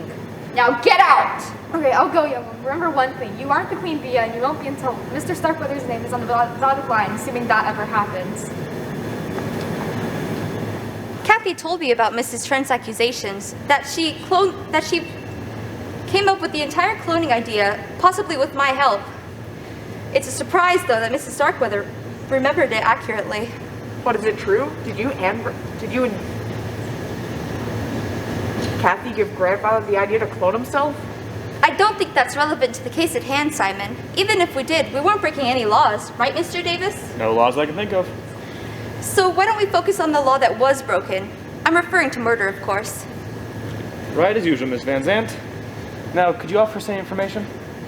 Well, I'll tell you this. Earlier this evening, I went to the kitchen to ask Minerva for a pot of coffee. Because I figured we'd be staying up late, and I felt that the caffeine might help us. Minerva wasn't there, but Mrs. Starkweather was, talking with Rufus. Their conversation was very peculiar. Rufus! Good heavens! What on earth are you doing with that axe? Well, see, I was chopping wood and figured I should bring it in to dry it off and give it a good sharpening too. Put that thing away! May I, before it hurts someone or even kills them. What a horrible thought! Ain't it though? I get those sometimes. Do you? No. Anyway, I see you still got your poisonous pills there. Digitalis is not a poison, it's a stimulant. You just have to be careful not to take too many. You had a lot more upstairs when I saw you. I hope you haven't gotten an overdose. I think I can figure out that mouth-to-mouth stuff. Bring those lips any closer, Rufus. I'll snatch that axe out of your hands and chop them off. I was just trying to help. Well, don't. Trust me, there are some fates worse than death. I assure you, I am fine. I spilled a few in the living room earlier. I wasn't able to find them all. I hope Minerva doesn't find any. She preps all Mr. Starkweather's meals. And she's my madam right now. What are you suggesting? Oh, nothing. Is there anything that you needed in the kitchen? Well, I'd come downstairs to see if there was any of those delicious hors d'oeuvres left. I can look. Don't bother. I've lost my appetite. Mr. Starkweather's meals, what do you want to know about him? Were they different for everyone else's meals? Did he eat with everyone else? No, Mr. Starkweather was on a very restricted diet. Low salt, low fat, so I had to cook all of his food separately. Why? Do you think there's something wrong with my cooking? No, in fact, Minerva, I thought the leg of lamb you served was absolutely delicious. Yes, well, I've often been told I have fantastic legs. Now, what is the issue? That's all I need to know. Changing the subject, what happened earlier before I got into the kitchen? Oh, you mean before the blackout? Well, I was in the pantry checking the supplies for breakfast when it went dark. I just managed to get the candle out of my pocket and light it that Miss Trent had gave me earlier.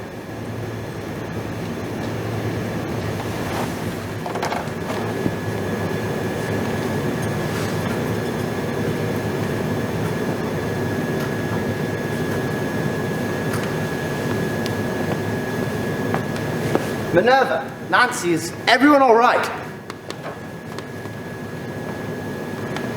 I'm here and all right.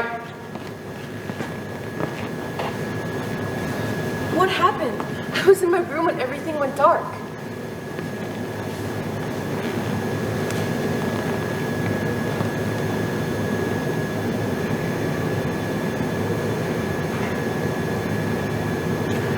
Oh, Bensonhurst here forgot to pay the light bill. You keep that up, and I'll forget to pay your wages. What in the blazes is going on in here? The candles did come in handy, you see. Oh, remind me to give you a gold star later. Bensonhurst, can you get the circuit breaker back on? That's exactly what I came here to find out, Bensonhurst. If you will, the breaker's right over here. I hope they hurry. I do not like the dark. It'll be on soon. That quick enough for you? Well, I gotta get back to my chores now. What did that idiot even come inside for? He tracked water all over my clean floors. Why we never fire him, I won't understand.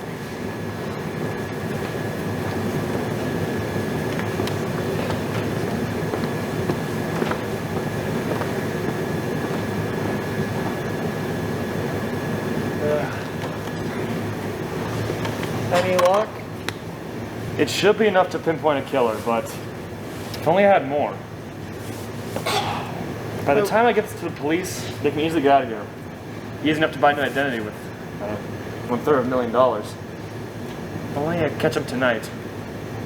I wish we would have found out more by questioning the suspects. Yeah, they were so busy making each other look guilty, they didn't reveal much about themselves. If only... Wait, Simon. Move your foot. Oh, what? Is this? This is exactly what we need. Hurry. I need you to go round everyone up. Yes, sir.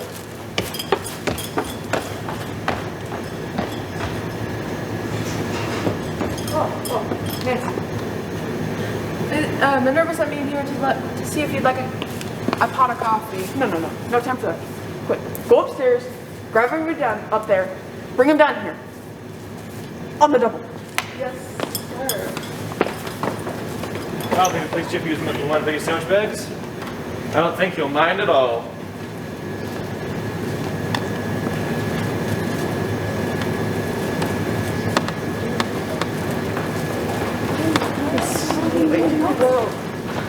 They're all very tired. Please find a seat.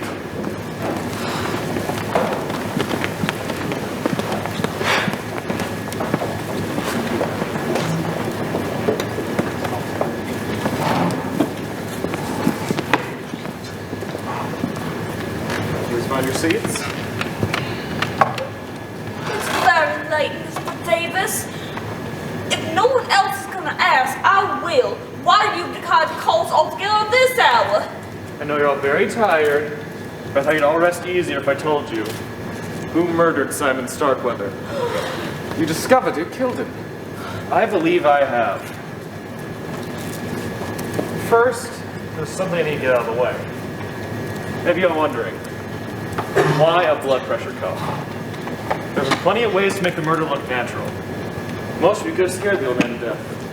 Bensonhurst with his wrench, Paula with her gun, Rufus with his axe, or Minerva with her knife. Also, it's been easy enough for any of you to use Mrs. Starkweather's digitalis. and overdose him so that way he would have a heart attack and die. Or alternatively, to steal a hypodermic needle from Miss Wither's room and inject an air bubble into his veins. So why a blood pressure cuff? I'll tell you right now. The reason why he had a blood pressure cuff his neck, because he was already dead. What? Am I right, Miss Van Zandt? You're very clever, Mr. Davis. I am. Now why don't you tell us what happened? Well, as our able detective here has surmised, the murderer made it appear that Mr. Starkweather had died from a heart attack. Deaths seem to have indeed been caused by natural causes. There is no doubt in my mind, however, that someone in this house had killed him. Under the circumstances, the police would have no reason to conduct an investigation, nor would the coroner conduct an autopsy. I was not about to let my employer's murderer get away scot-free.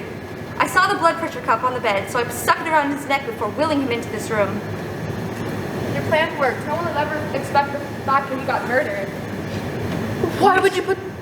And Mr. Simon hired Davis here to find the killer. Exactly.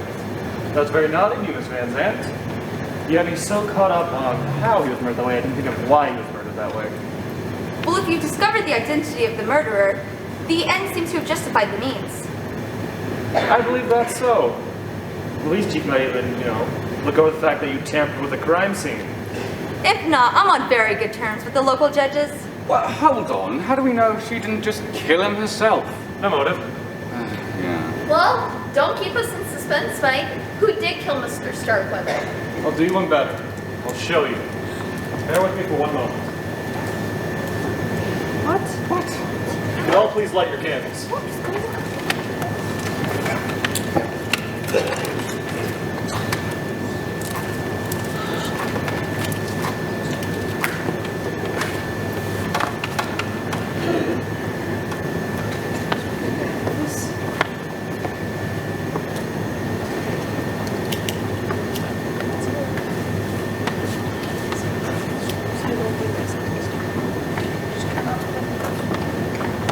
Everyone's candles are lit.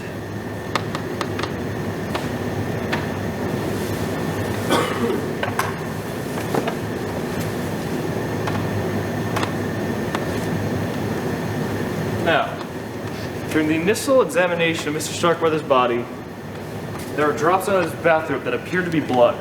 But I couldn't. While I was interrogating you, I recalled Minerva's testimony of those of you who gathered in the kitchen with candles.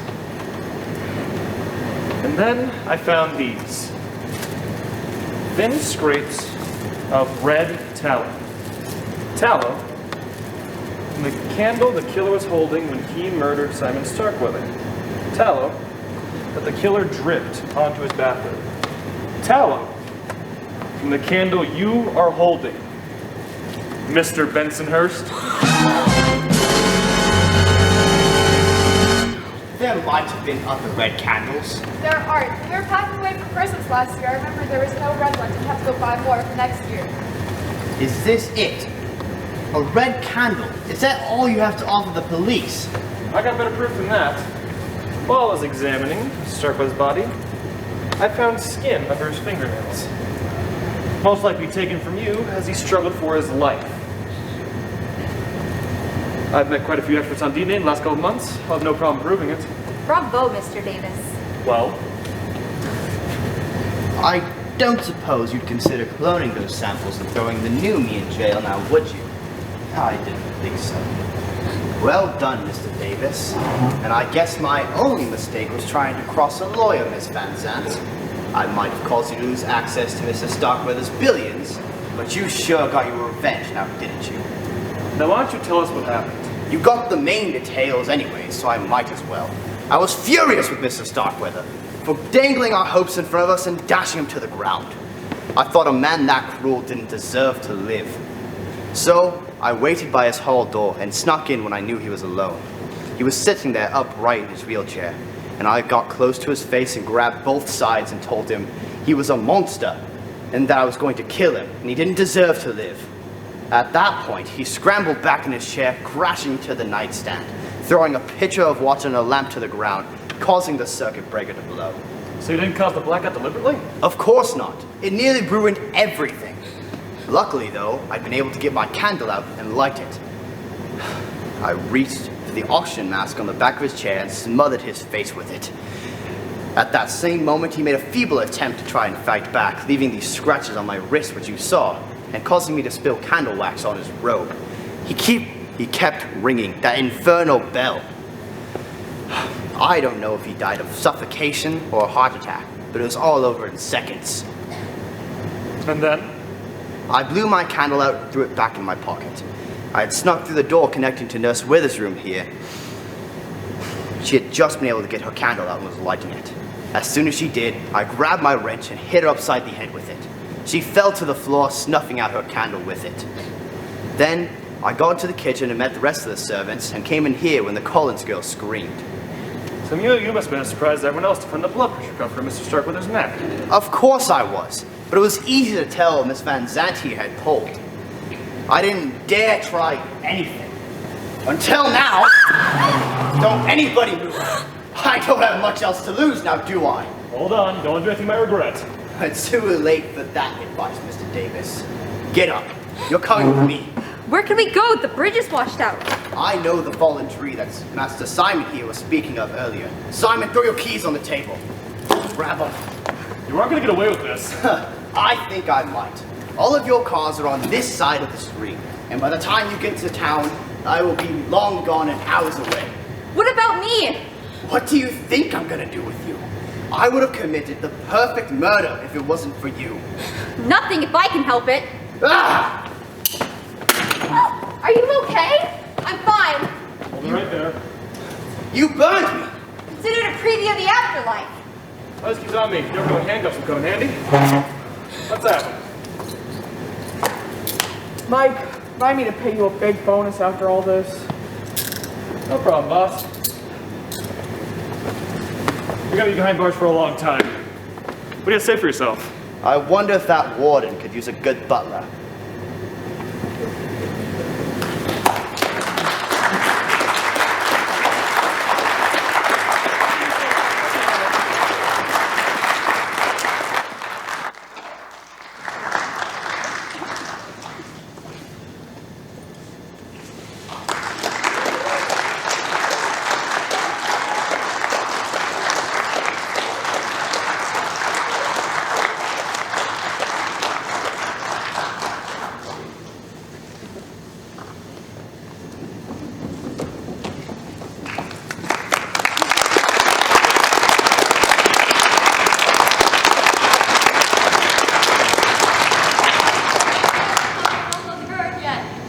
Good grief, what is it?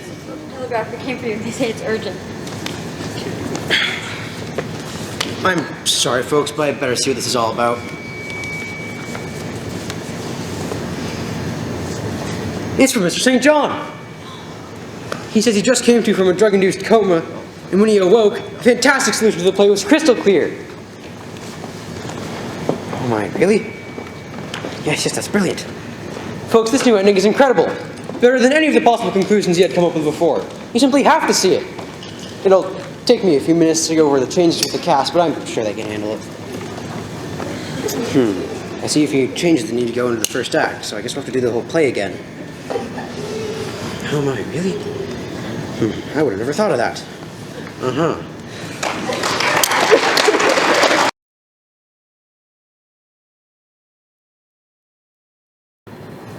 I found these.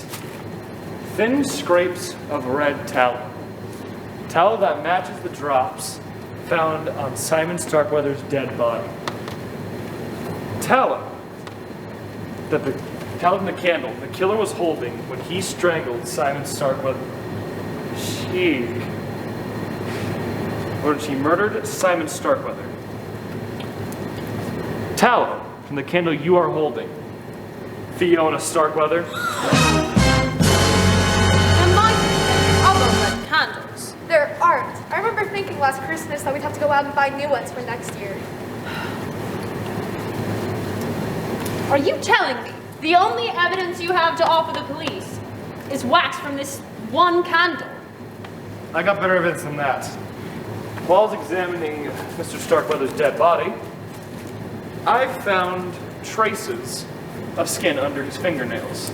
No doubt taken from you once he struggled for his life.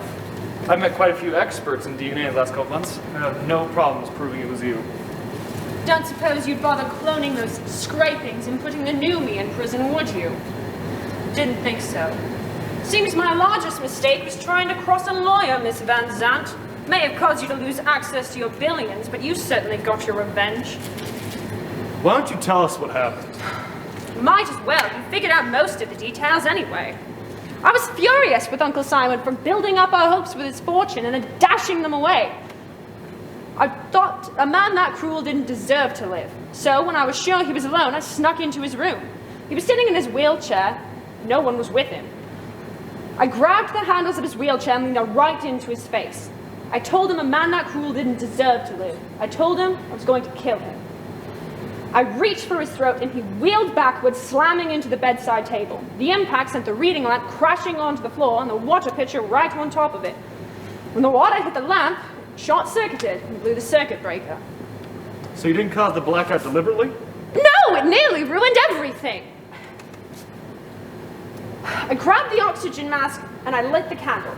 I slammed the mask hard down over his nose and mouth. He couldn't breathe, of course. He tried to put up a bit of a fight, but he wasn't able to do much. He rang that stupid bell and scratched my wrist a few times. That and caused me to spill some candle wax onto his robe, which you seem to have noticed. And then? Well, once I was sure that he was dead, I snuck into Miss Wither's room through the connecting door. Her back was to me and she was trying to light her stupid candle. Struck her over the head with a candlestick that was on the dresser. She fell to the floor, her candle went out. I'm assuming this was when you were turning my apparent natural death into an apparent murder, Miss Van Zandt. After I knocked Miss Withers unconscious, I slipped out into the hallway. I joined the rest of you after Miss Collins screamed. So you must have been as surprised as everyone else to find the blood pressure cuff around Mr. Starkweather's neck. Of course I was, but it was rather easy to figure out what she had done.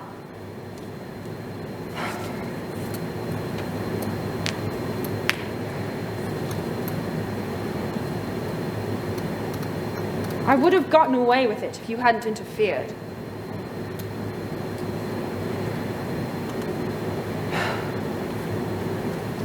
I would have gotten away with it, but I haven't had the chance to do anything about it. Until now! Don't anybody move. Hold on, you don't want to do anything you might regret. Little too late for that, love. Get up. You're coming with me. Where could we go? The bridge is washed out. I know that tree that young Simon mentioned earlier. Simon, throw your keys onto the table. Pick them up. We're not gonna get away with this. I think I might. All of your cars are on the other side of the bridge. The bridge is washed out. By the time it'll take you to get into town, I'll be long gone. What about me? What do you think I'm gonna do with you? I would have gotten away with it if you hadn't interfered. Nothing if I could help it. Ah! Are you okay? Hold it right there. I'm fine. You burned me! Consider it a preview of the afterlife. Always keep his on me. You never know what handles come handy. Let's have him. Mike, remind me to pay you a big bonus. No problem, boss. You'll be behind bars for a long time. What do you have to say for yourself? If I'm gone for that long, maybe I'll be able to organize a bridge club. And cut.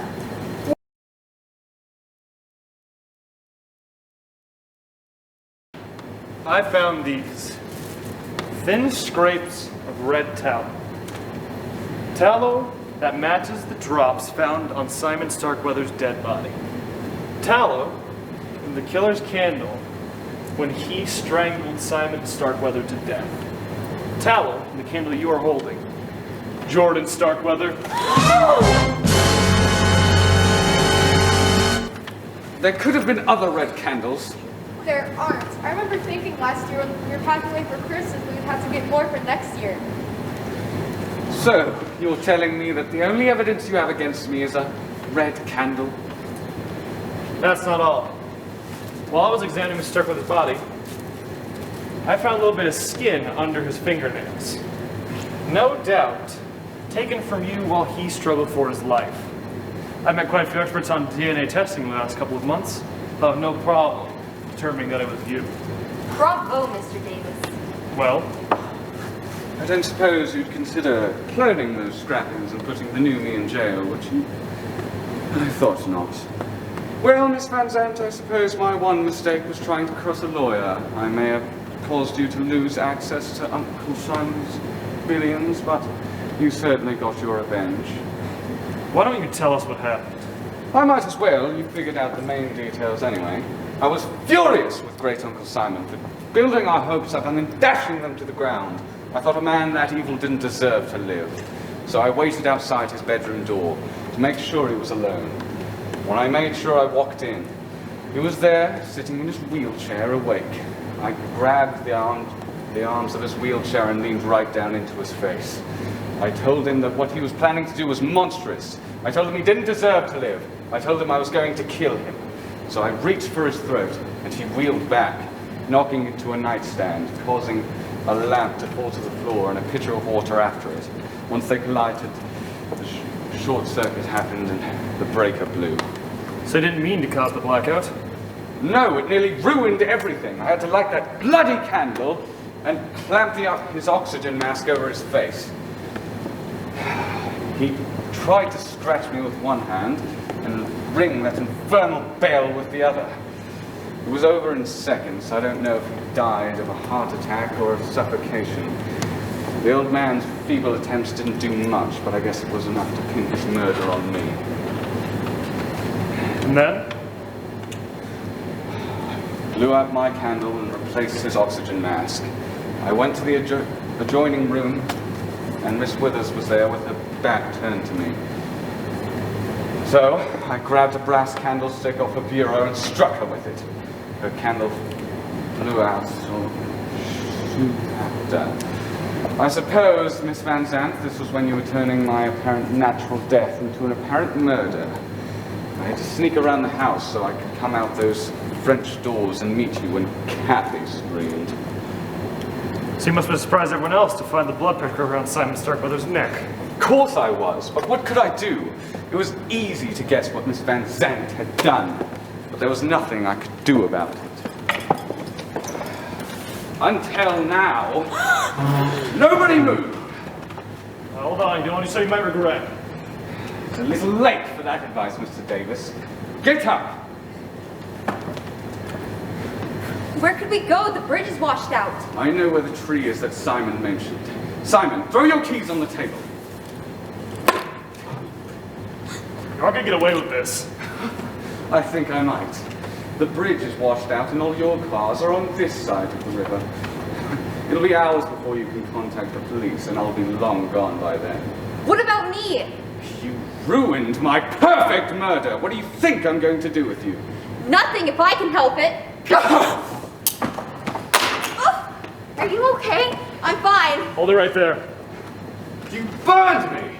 Consider it a preview of the afterlife. Let's have these on me. You never know handcuffs will come in handy. What's out?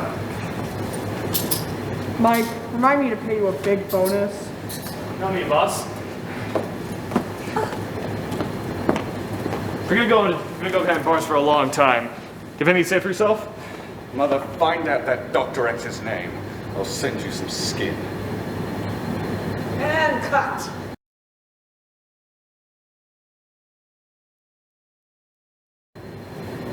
Tallow? Tallow that matches the same that was found on Mr. Starkweather's body. Tallow that the killer was holding when she killed Simon Starkweather.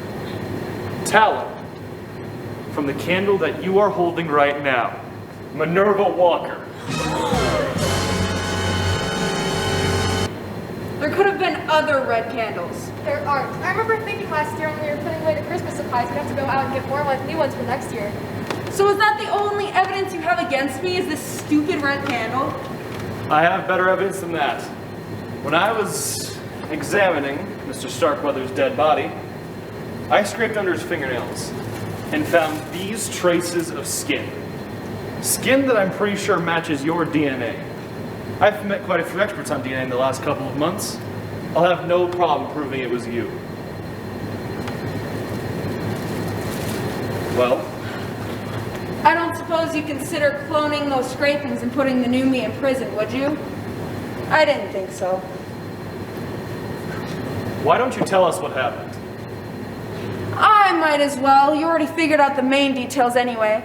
I was furious at Mr. Starkweather for building our hopes up and then dashing them to the ground. I thought a man that cruel didn't deserve to live. So I waited out in the hallway and I listened in at his door till I was sure he was alone. Then I slipped inside. He was still awake, sitting up in his wheelchair. So I went over to him, gripped the handles of his wheelchair and leaned right down into his face. I told him what I thought he was planning to do was monstrous. I told him a man that cruel did not deserve to live. And then I told him I was going to kill him. I reached for his throat. He wheeled back in his wheelchair and knocked into his bedside table. He sent his reading lamp onto the floor along with the pitcher of water on top of it. As soon as it hit, it short-circuited and blew the circuit breaker.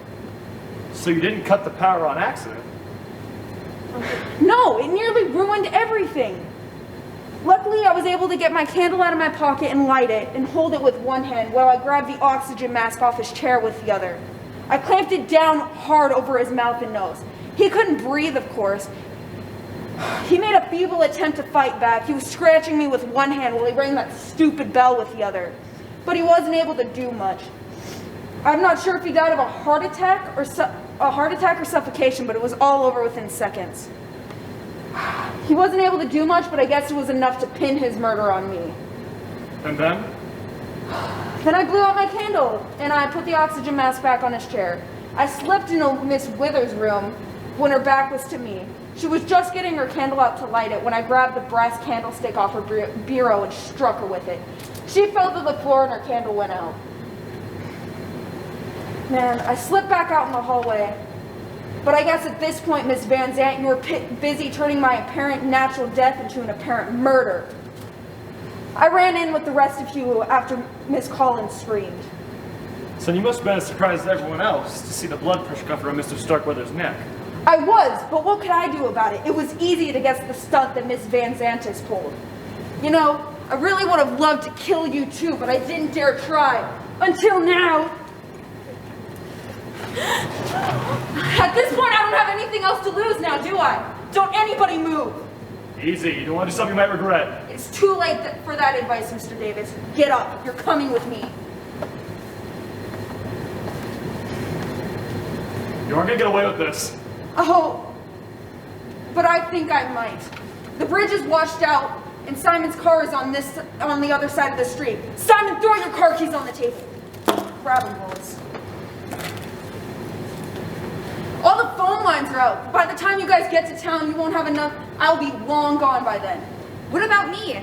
I would have committed the perfect murder if you hadn't interfered. What do you think I'm going to do with you? Nothing if I can help it. Ouch! Are you all right? I'm fine. You burned me. Consider it a preview of the afterlife. Always keep these on me. You never know when handcuffs will come handy. Let's have them.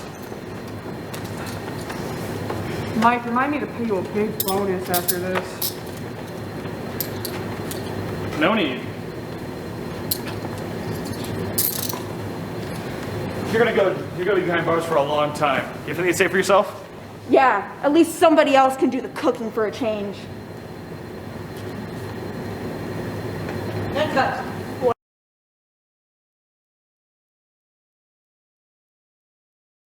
I found these. Scrapes of red tallow. Tallow from the killer's candle when she murdered Simon Starkweather. Tallow from the candle you are holding. Nancy Pollard. There might have been other red candles. There aren't. I remember thinking last Christmas that we'd have to go out and buy more for next year. Is this all the evidence you have? This stupid red candle? That's not all. While I was examining Mr. Starkweather's body, I found these. Scraps of human skin under his fingernails. No doubt taken from you as he struggled for his life. I've met quite a few experts on DNA in the last couple of months. I'll have no problem proving it was you.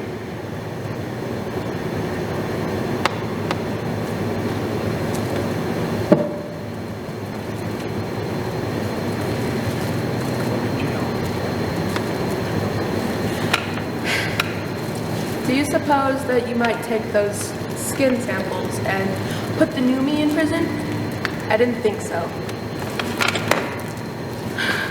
The only thing if it weren't for Miss Van Zandt, I would have gotten away with it. I guess my only thing was trying to cross a lawyer. Why don't you tell us what happened? Might as well, you already figured out the main details anyways. I listened next to Mr. Starkweather's door, and I made sure he was alone. When I knew he was alone, I went into his room, walked right up to him, and put my hands on both of his handles. I looked right into his face and told him how he did not deserve to live. I told him that what he did was monstrous. I told him that he did not deserve to live. I reached for his throat. He wheeled back, of course. And that's when he ran into the bedside table, knocking the lamp and the pitcher of water down on top of it. Circuit breaking the breaker. So that means you didn't cause the blackout on purpose. No, it nearly ruined everything.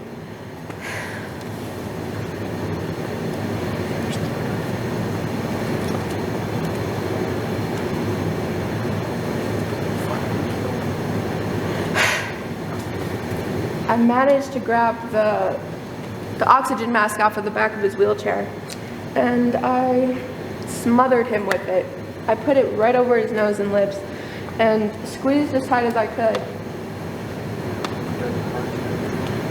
I don't know if he died of a heart attack or suffocation, but it was all over in seconds. And then?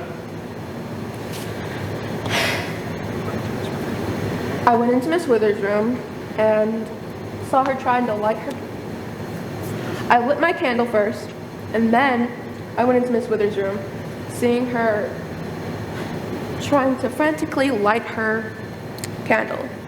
I saw a brass candlestick on her bureau, took it, and struck her with it. I saw the blood.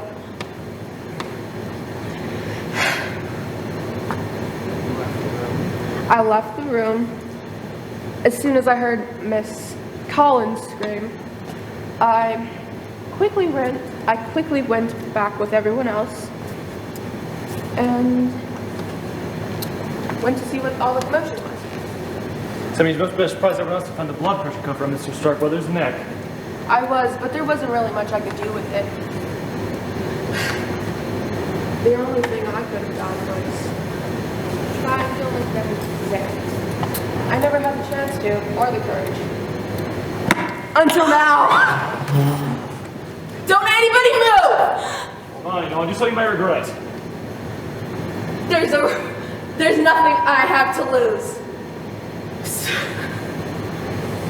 You're coming with me, get up! Where can we go if the bridge is washed out? I know where the bridge is, that the tree was that Simon was talking about. Simon, throw your keys on the table. Grab that. You aren't gonna get away with this. I think I just might. Your guys' cars are on this side of the stream, and it might take you hours to get to the other side of the stream and notify the police. But what about me? What do you think I'm going to do with you? If it weren't for you, I would have got away with the perfect murder. Nothing if I can help it. Ah! Are you okay? I'm fine. You burned me!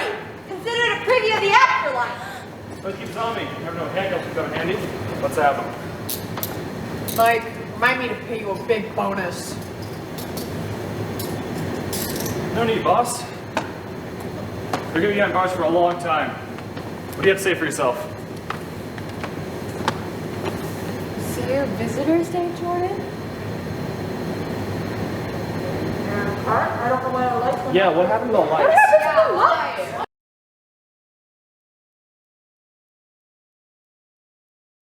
I found these. thin scrapes of red tallow. Tallow that matches the drops found on Simon Starkweather's dead body. Tallow from the killer's candle when she strangled Simon Starkweather to death. Tallow from the candle you are holding, Paula Thompson. Is this red candle the only proof you have? I have more proof than that. When I was examining Mr. Starkweather's body, I found this. Skin samples from underneath his fingertips. No doubt scratched off of your wrist while he tried to protect his life. I've met quite a few experts on DNA. Bravo, Mr. Davis. I don't suppose you would like to take those skin samples and decide to clone me and put that one in jail, would you? I thought not. I guess my only mistake was trying to cross a lawyer. I may have stopped you from getting Great Uncle Simon's inheritance, but at least you got your revenge. Well, why don't you tell us what happened? Well, I might as well anyway. You got all the big details. I was furious with Great Uncle Simon for deciding to disinherit us. I was so mad. So, I waited till everyone else had gone to bed, and I waited to see if he was alone. I walked in and he was still awake in his chair. I put both my hands on both sides of their arms, and I whispered real close down into him, and I told him he was a cruel man for trying to disinherit us. I decided that I was going to try and kill him, and he deserved to die. I grabbed my hands on him, and I choked him. He wheeled back in his chair, and it knocked over the pitcher of water that made the whole room short circuits. So you didn't cause the blackout deliberately? No! It almost ruined everything! I decided that I needed to put the oxygen mask back on him. That way I could actually get away with it. After the power had gone out, I struck the light to light my candle, which apparently you guys have seen. I put the oxygen mask right over his mouth, and I clamped it tight. Excuse me, I had a bubble in my throat. I decided to clamp it tight over his mouth. I don't know if he died from the heart attack or if it was suffocation. All that fuss caused me to leak the red candle wax all over his robe. After that, it went pretty quiet. It was all over in moments. And then? And then, I went into the connecting room over to Miss Withers' room. She had her back turned to me, thank God. So I grabbed my gun and I smacked her on the bed in the head with the butt of my gun. She was out. That's when I heard Miss Collins scream, and I joined the rest of you in the living room. So you must have been surprised everyone else to find the blood pressure cuff around Simon Starkweather's neck. That I was. It was pretty obvious that little Miss Van Zandt's stunt almost ruined it all. I was furious. I wish I would have gotten a chance to kill you, but I didn't. Not until now. Hands up! Nobody move!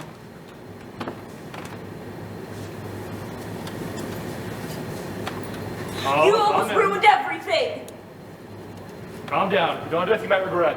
Too late for that advice now, Mr. Davis. I have nothing left to lose. Come on, get up. Where could we go? The bridge is washed out.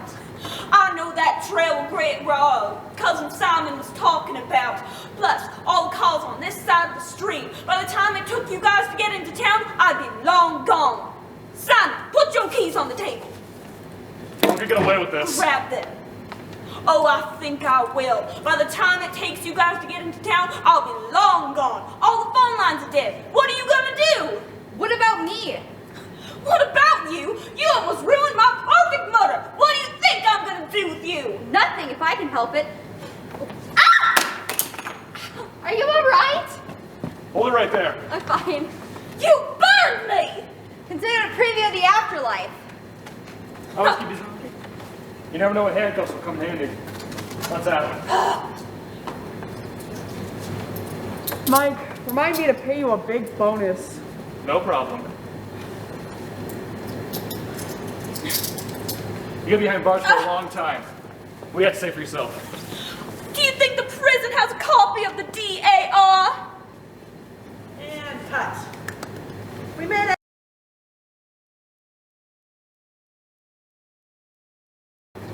I found these Thin scrapes of red tallow. Tallow that matches the drops found on Simon Starkweather's dead body. Tallow that matches the candle the murderer was holding when he strangled Simon Starkweather to death. Tallow from the candle you are holding.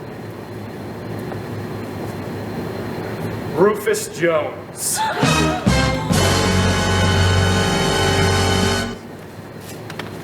Is that the only evidence you have against me? This candle? I have more than that. Here, I have human DNA that I found under Mr. Starkweather's fingernails. I've met quite a few experts in DNA over the last couple of months. Bravo, Mr. Davis. Well? I guess you would consider cloning those scrapings and putting the new me in the gel instead. I didn't think so. Why don't you tell us what happened?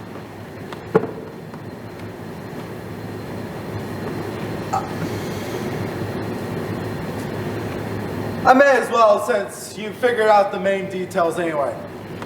I thought what Mr. Starkweather was going to do was that he did deserve to live. So I listened at his door until he was, and made sure he was alone and snuck inside. He was still awake, and I went up to his wheelchair and gripped the handles. I told him what he was going to do was monstrous, how he did deserve to live, how I was going to kill him. He was terrified. I reached for his throat. He was terrified. He wheeled backward, knocking into the end table, knocking a lamp and a pitcher of water on top of it, short-circuiting and causing a circuit break. So you didn't cause the blackout deliberately? No, it nearly ruined everything. I managed to light my candle and grabbed the oxygen mask off his wheelchair and clamped it down tight over his mouth and nose. I don't know if he died of suffocation or a heart attack. It was all over in a matter of seconds. I put the oxygen mask, blew out the candle, and slipped into Miss Withers' room. And she would just manage to light her candle when I knocked her over the head with the Bruro stick. And then?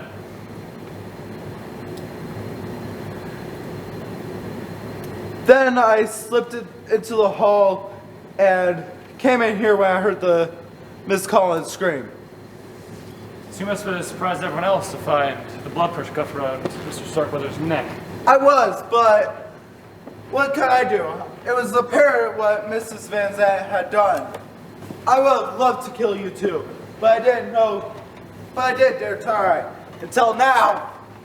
No one moved. Hey, don't do anything you might regret. Too late for that advice now. Get up. You aren't gonna get away with this. I think I will. By the time I get into town, I'll be long gone. Simon, put your keys on the table. Where could we go? The bridge is washed out. I know where the fallen tree is that Simon had mentioned in his story. We'll take his car to town. What about me? What do you think I'm going to do with you? Nothing if I can help it. Ah! Are you okay? I'm fine. Hold it right there. You burned me! Consider it a preview of the afterlife. Housekeeper's on me. You never know handcuffs come handy. What's happening? Mike, remind me to pay you a big bonus. No need. You'll be behind bars for a long time. Do anything to say for yourself? I bet they have a real big screen TV in the Sing Sing. And cut!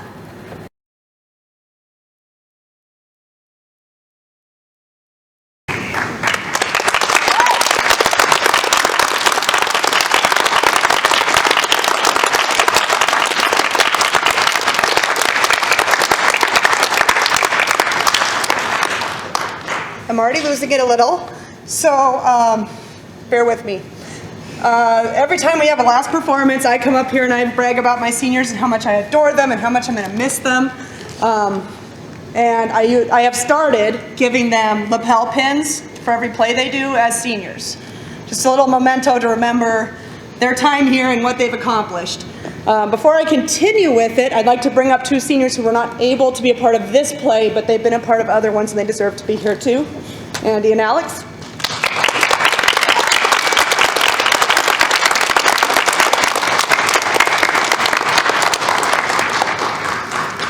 My choice of pins this year, I was trying to figure out what would be a good way to commemorate this year. And then I started thinking, a pearl is something that happens because an oyster or a mussel is irritated by something. This year has been nothing but irritations for just about everybody. So I thought, what more fitting object to put on their pins than pearls? So for this play, all of my seniors will get pins with fake pearls on them, but it works, right? So let me introduce them to you. Let's see here. We've got Cassie Bratton.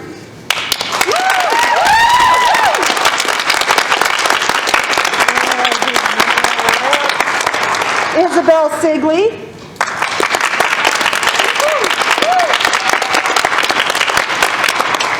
Andy Powell.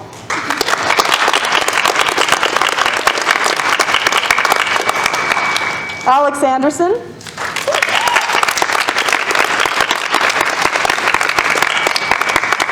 Rennee McCloy.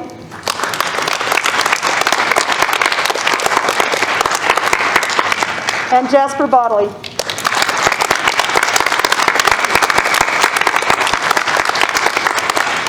It's been wonderful having them through the years, and I am going to miss them very sorely, but it's so much fun to watch them grow from the meek, shy little freshmen that I have to keep telling to get louder to what you saw tonight.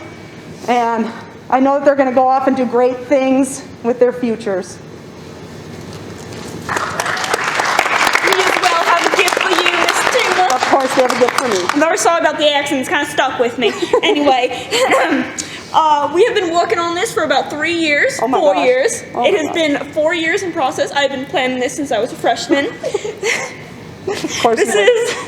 It's been a bit of a group effort.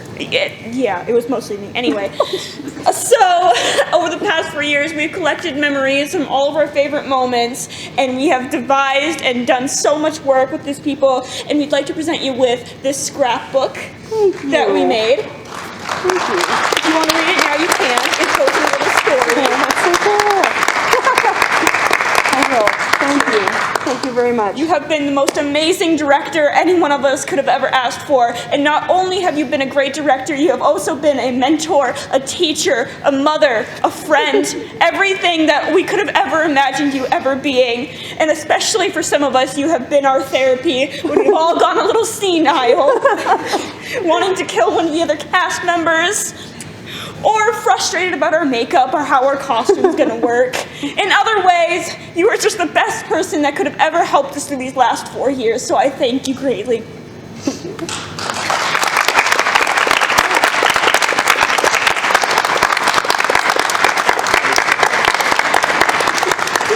With that, they'll meet you in the hallway and your way out. Thank you for coming.